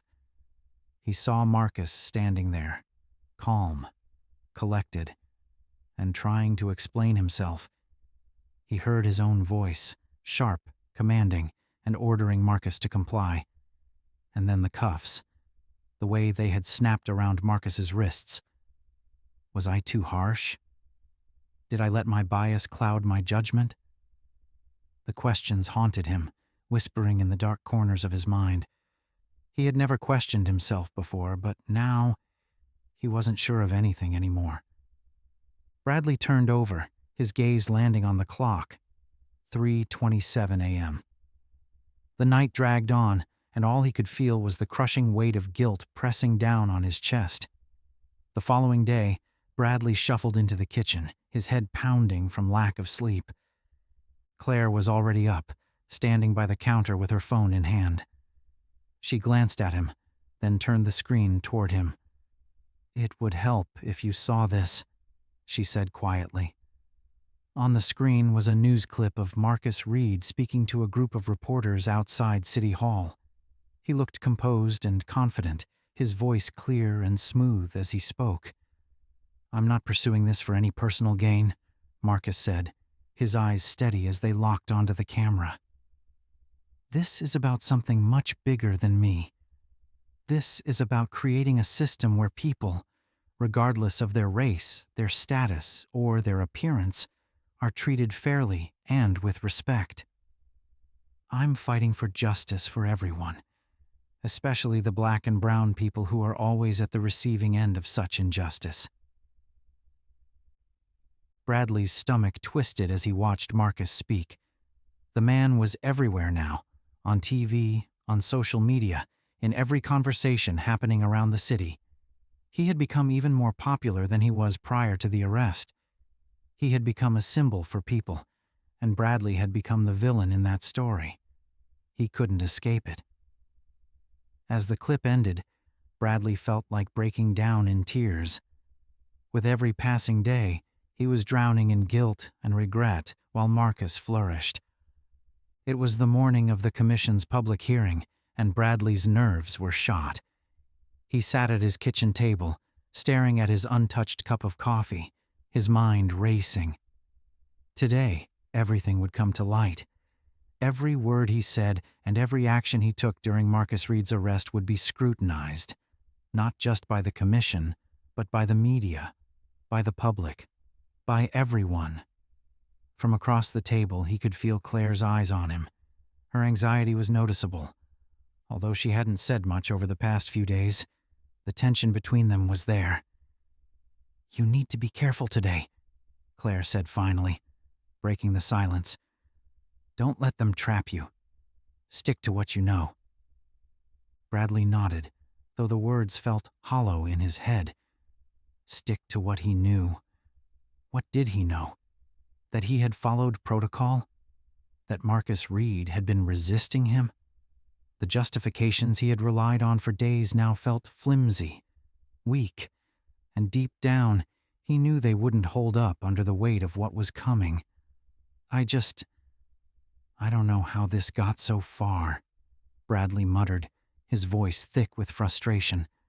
"I was doing my job. I was trying to keep the peace in that neighborhood." Claire's gaze softened, and she reached out to place a hand on his. "I know you think that, but maybe it's time to really look at what happened. The commission isn't just going to focus on Marcus. They're going to look at everything. You need to be ready for that." Bradley swallowed hard, his mouth dry. He wasn't ready. How could he be prepared for this? The clock on the wall ticked louder than usual, each second inching him closer to the moment he had been dreading. City Hall was packed. The Police Accountability Commission's hearing had attracted an enormous crowd. Activists, community leaders, reporters, and concerned citizens alike filled the seats. Cameras flashed as officials and officers filed into the room, their faces set in fierce determination. The atmosphere was electric with anticipation. Everyone was waiting for what promised to be a key moment in the city's history. Bradley entered the hearing room with a heavy heart. He could feel the weight of every gaze in the room bearing down on him. His hands trembled as he clutched the file of documents he'd brought with him.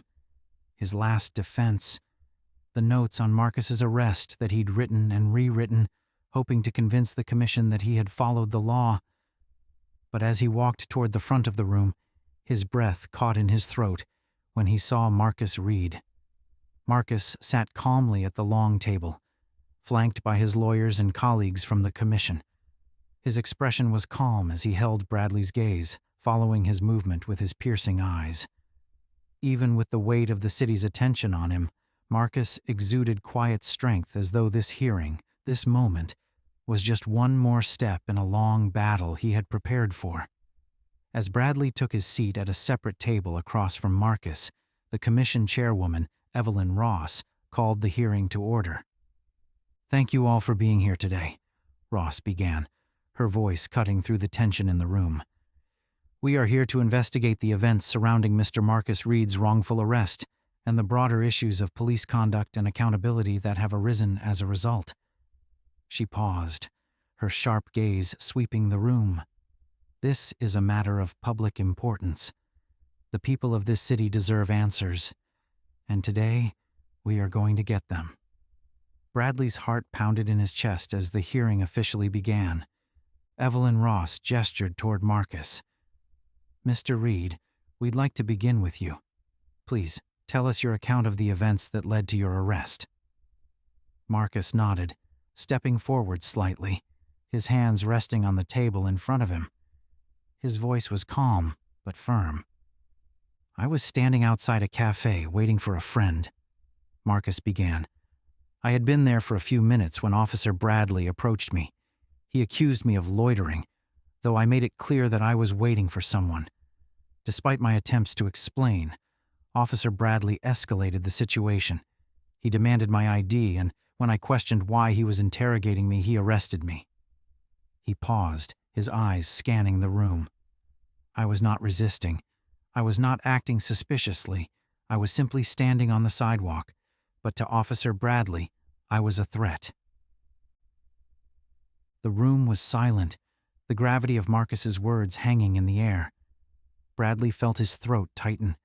Every word Marcus said cut deep, not because it was embellished or exaggerated, but because it was the simple truth. a truth that Bradley had been trying to avoid facing for weeks. Evelyn Ross nodded.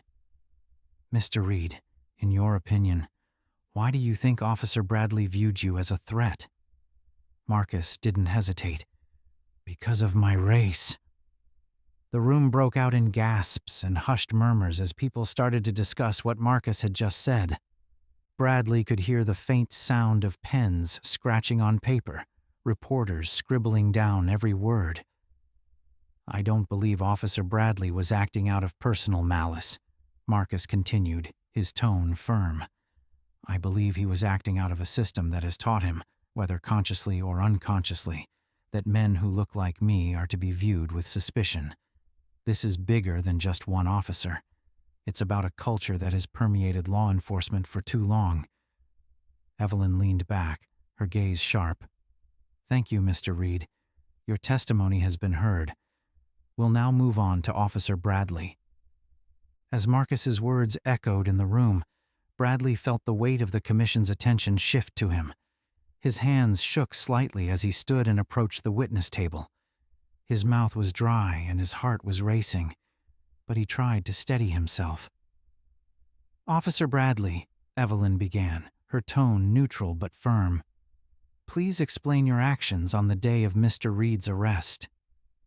Bradley cleared his throat, clutching his prepared statement like a lifeline. On the day in question, I was patrolling the neighborhood when I observed Mr. Reed standing outside a cafe. He appeared to be loitering, looking around, standing in one spot for a long time. Based on his behavior, I approached him and asked for his ID. He paused, glancing at the commissioners, but their faces were blank. He pressed on. When Mr. Reed refused to comply, I followed protocol. I asked again, and when he continued to resist, I decided to arrest him. Evelyn Ross leaned forward slightly.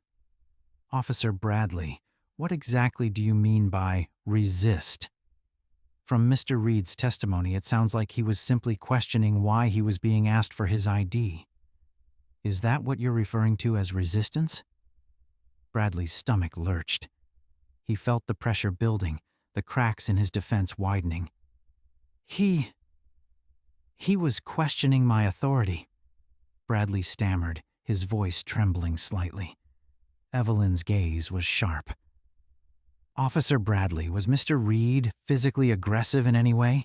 Did he pose a threat to you or anyone else present at the scene? Bradley's mouth went dry. No, he wasn't physically aggressive. The room was so quiet that Bradley could hear his heartbeat pounding in his ears. His carefully rehearsed defense was falling apart, and he knew it. Officer Bradley, Evelyn said slowly, her voice laced with disappointment. It seems that your decision to arrest Mr. Reed was based not on his actions, but on your perception of him as a threat that, by your own admission, did not exist. Bradley's hands clenched into fists under the table. He could feel the walls closing in, the judgment of the room pressing down on him. The truth was undeniable now. He had arrested Marcus Reed not because of any real danger, but because of the biases he had long refused to acknowledge.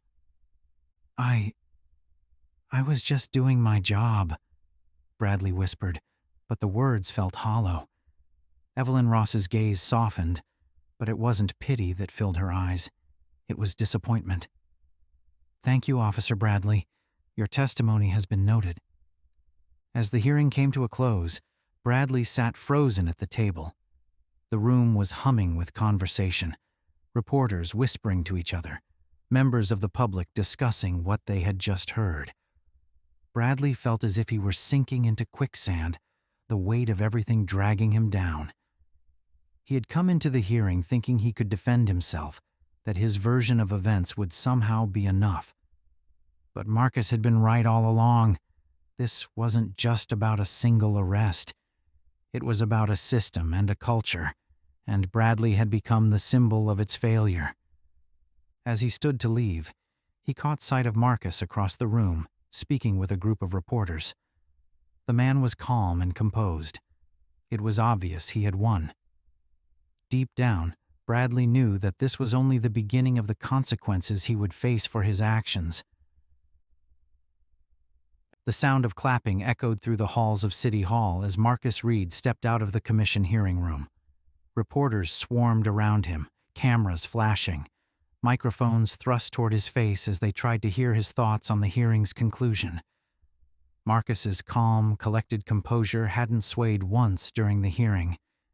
But now, as he faced the city's media, the gravity of what had just happened began to sink in. He had won. And it was not just the hearing, but something much bigger: the hearts and minds of the public. "Mr. Reed, do you think today's hearing will result in concrete reforms?" one reporter shouted above the crowd. "Mr. Reed, what's your next move?" another voice called out. Marcus held up a hand, signaling for silence. When the crowd of reporters calmed, he spoke with the same quiet authority that had carried him through the hearing. "Today was about more than just one man," Marcus said, his voice stable. "This was about a system that has failed countless individuals. What we saw in that hearing was a reflection of what needs to change, not just in the police department, but across the country. We need accountability. We need transparency. And we need reform." The reporters scribbled furiously, hanging on his every word. "What happens next?" a journalist from the local news asked. Marcus paused, looking out at the crowd, his eyes filled with quiet determination. "Next, we take action. This isn't the end. It's the beginning. I'll be working with the Police Accountability Commission and local leaders to ensure that the reforms we've been calling for are implemented. I think we can all agree it's time for real change." The crowd erupted into applause as Marcus turned and walked down the steps of City Hall, Tanya Miller and several other community leaders walking beside him. He could feel the momentum building. The city had rallied behind him, and the movement for police reform had become unstoppable. He had spoken for those who had no voice, and now change was within reach. But as the crowd celebrated his victory, Marcus's mind was still on the larger fight ahead. He knew that pushing through systemic change wouldn't be easy. There would be resistance. There always was. But he was ready. He had been preparing for this moment his entire life.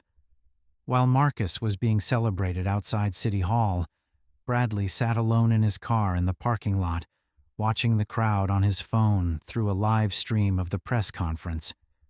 His hands trembled as he gripped the steering wheel, his knuckles turning white.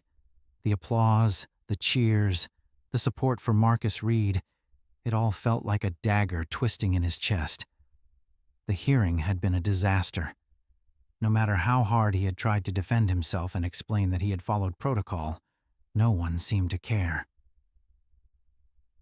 The commission had seen through him, and the public had already made up their minds.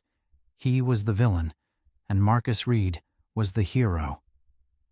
Bradley closed his eyes, trying to block out the noise from the live stream, but the images of Marcus standing confidently in front of the press wouldn't leave his mind. It was like watching his downfall, and he had front-row seats.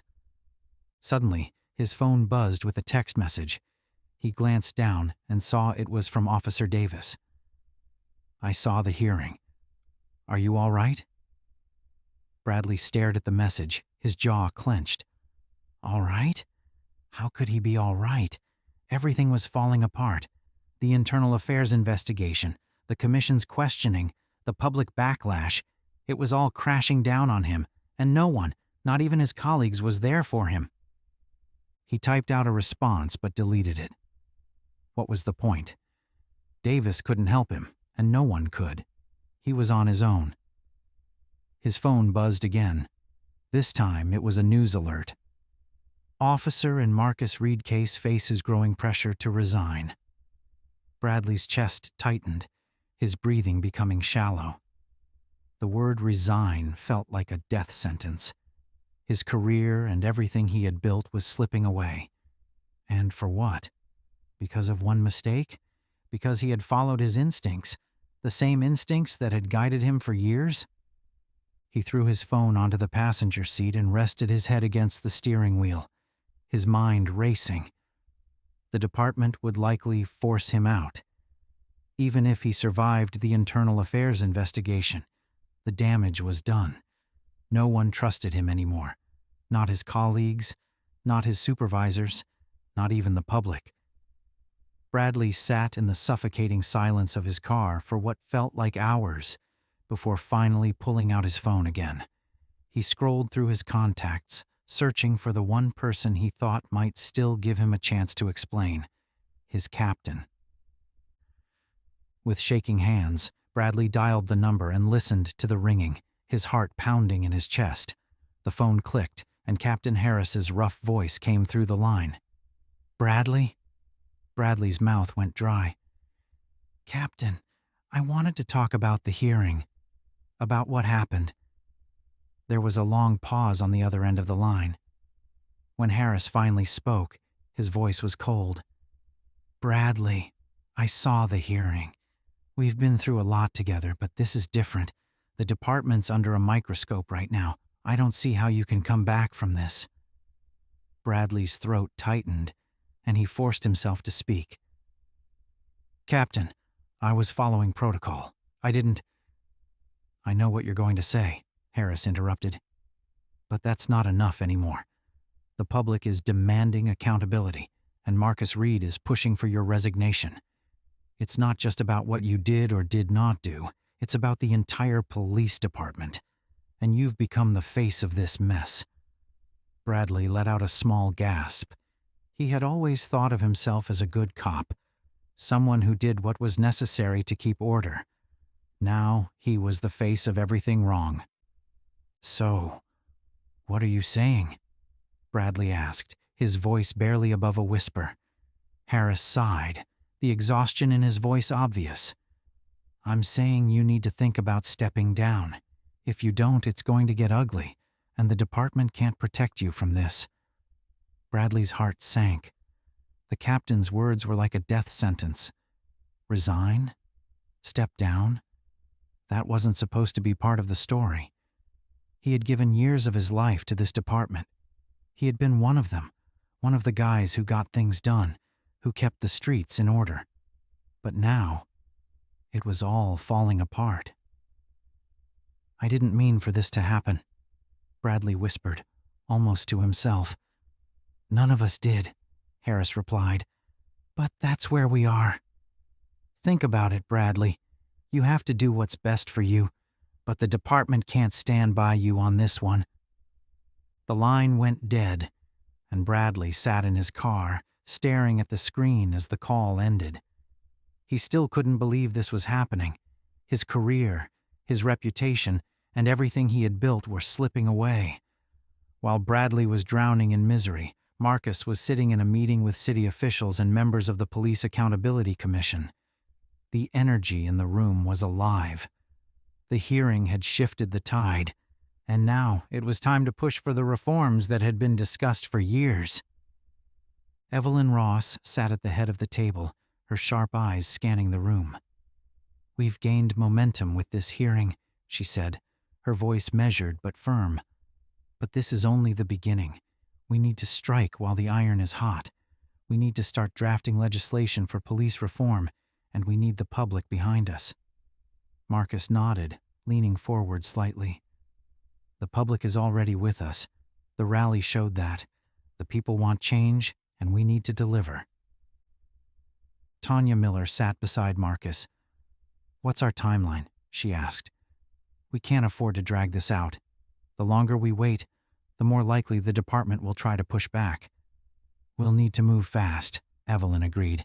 "But we also need to be thorough. This can't be a surface-level reform. We need to address the core issues: training, bias, accountability, and transparency." The room hummed with conversation as ideas were thrown around, but Marcus remained focused. His arrest had been the catalyst for all of this, but now It was about much more than him. It was about changing the way the entire system operated. The stakes were higher than ever. As the meeting continued, Marcus felt a sense of purpose settle over him. This wasn't just about justice for what had happened to him. It was about creating a legacy of change that would last long after the headlines faded. Late that night, Bradley sat in his living room, staring at the blank television screen. The house was dark. The only sound was the faint ticking of the clock on the wall. Claire had gone to bed hours ago, but Bradley couldn't sleep. His mind was consumed by the weight of everything that had happened. The captain's words echoed in his head. "You need to think about stepping down." Bradley leaned forward, his head in his hands. The idea of resigning made his stomach turn, but what choice did he have? If he didn't step down, the department would push him out, and the internal affairs investigation would end his already damaged career, leaving him with nothing. Slowly, Bradley reached for his phone and opened his email. His fingers hovered over the screen for a long moment before he began typing. Subject: resignation. To Captain Harris. With each word, Bradley felt a piece of himself breaking. By the time he finished the email, his hands were shaking. He read it over once, twice, 3 times, and then, with a deep breath, he hit send. It was over. Bradley woke up the next morning to an empty bed. He could hear the faint sound of Claire moving around in the kitchen, the quiet clinking of dishes, and the soft murmur of the morning news in the background. His head pounded as he remembered he had sent in his resignation last night. But as he lay there, staring up at the ceiling, it didn't feel real yet. He hadn't slept much. Every time he closed his eyes, the words from the hearing replayed in his head, the voices of the commissioners, the sound of Marcus's testimony echoing through his mind. Bradley turned over, gripping the sheets, wishing it had all been a bad dream. But it wasn't. He had resigned, and now he had to face what came next, whatever that was. The smell of coffee wafted through the air, and Bradley slowly forced himself out of bed, his legs heavy with exhaustion. When he entered the kitchen, Claire was standing by the counter, pouring coffee into 2 mugs. She looked up when she saw him, but there was no warmth in her eyes, just a quiet resignation that made Bradley's heart sink further. "Morning," he muttered, pulling out a chair and sitting down at the kitchen table. "Morning?" Claire replied softly, setting a mug of coffee in front of him before taking a seat across from him. The silence between them had gotten worse since the hearing. Claire stared down at her cup, her fingers lightly tapping the rim. "So," Claire began, breaking the silence, "you sent the email?" Bradley nodded, his eyes fixed on the table. "Yeah, last night." Claire nodded slowly, but she didn't say anything for a long time. Bradley could feel she was disappointed with everything that had been happening. Finally, she sighed. "I know this isn't easy for you," she said quietly, "but maybe this is for the best." Bradley looked up. "The best? How is this the best? My career is over, Claire. Everything I worked for, it's gone." Claire's eyes softened, but there was still a hardness behind them that had grown over the past few weeks. "I don't mean it's the best for your career," she said, her voice gentle but firm. "I mean it's the best for us, for you. This weight you've been carrying. Maybe it's time to let it go." Bradley swallowed hard, his throat tight. He had always prided himself on being the provider, the protector, the one who held things together. Now, it felt like everything was falling apart, and he didn't know how to stop it. "I didn't want this," he whispered, his voice breaking. "I didn't mean for any of this to happen." Claire reached across the table, placing her hand on his. "I know, but it did, and now we have to figure out how to move forward." The words hurt, not because they were harsh, but because they were true. There was no going back. The damage had been done, and now all that was left was the path ahead, whatever that looked like. Meanwhile, across the city, Marcus was preparing for yet another meeting. The hearing had been a victory, but it was only the beginning. The public was behind him, and the movement was gaining momentum. Next was the hard part, turning that momentum into tangible change. Marcus sat in his office, reviewing notes on the proposed reforms he and the commission had been working on. There was still so much to do. Implicit bias training, stricter accountability measures, increased oversight, all of it needed to be pushed through the city council. But Marcus knew that going for reform wasn't just about winning over politicians, it was about keeping the public engaged, ensuring that the voices of the people didn't get drowned out by bureaucracy. As he flipped through his notes, his phone buzzed. It was a text from Tanya Miller. Tanya, got the mayor's office on board for a meeting next week. We need to keep the pressure on. The city's watching. Marcus smiled slightly, texting back a quick response.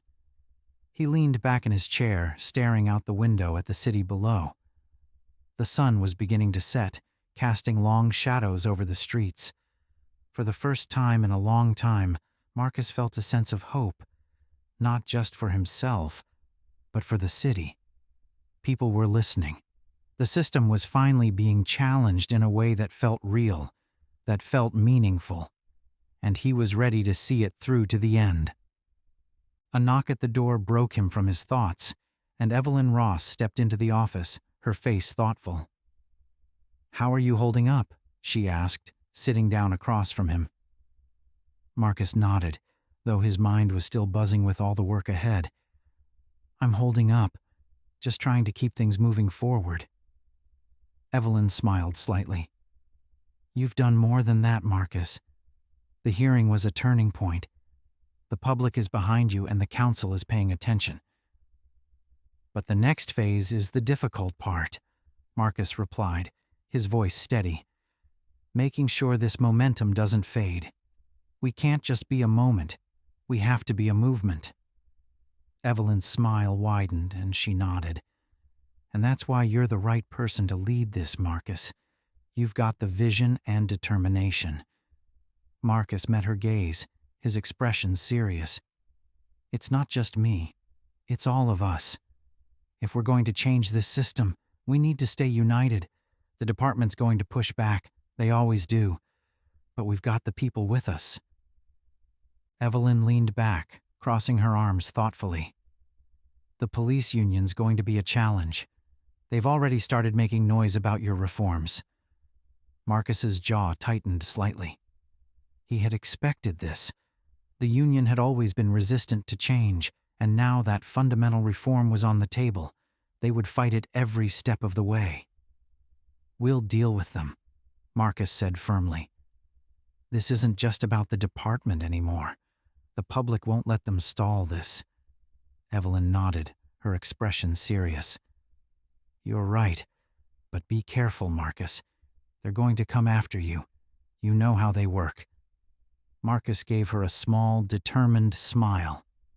"Let them. I'm not backing down." Back at his house, Bradley sat on the couch, staring blankly at the TV. He hadn't turned it on. It was just a distraction, something to fill the silence.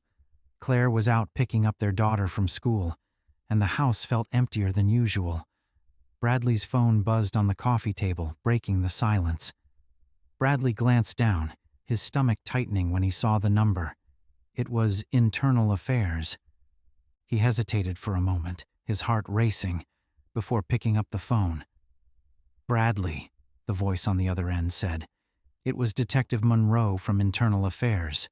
Her voice was professional and cold, with no hint of sympathy.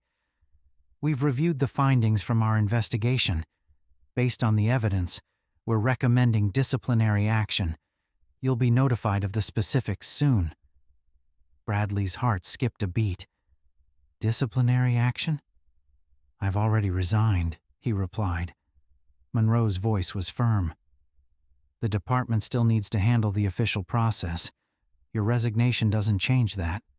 You'll be contacted in the next few days with details." The call ended abruptly, leaving Bradley sitting there in stunned silence. Even with his resignation, the consequences weren't over. There would still be a public reckoning, a final blow to his already shattered career. He let the phone slip from his hand, the cold reality of his situation bringing him to tears. Everything was gone. His job, his reputation, his sense of self. And now, all that was left was the empty shell of the man he had once been. Later that evening, Marcus sat on the steps of his home, watching as the city lights sparkled in the distance. The night was amazing, the air was cool, and there was the promise of change. He had spent years fighting for this moment, and now that it was here, he felt both the weight of the responsibility and the hope of what was to come. Tanya had texted him again, this time with updates from the community meetings. Most people were engaged and ready to see their reform plan. The new information gave Marcus the strength he needed to keep going. He knew the road ahead wouldn't be easy. The union would fight him, and the department would push back. But he wasn't afraid. This was the fight he had been preparing for all his life, and now he had the power to make a real difference. As he sat there, his phone rang again. This time it was a text from David Simmons, his law partner and closest friend. "You did it, man. Proud of you." Marcus smiled to himself, feeling a sense of peace envelop his being entirely. He was on the right side of history, and he was determined to see it through.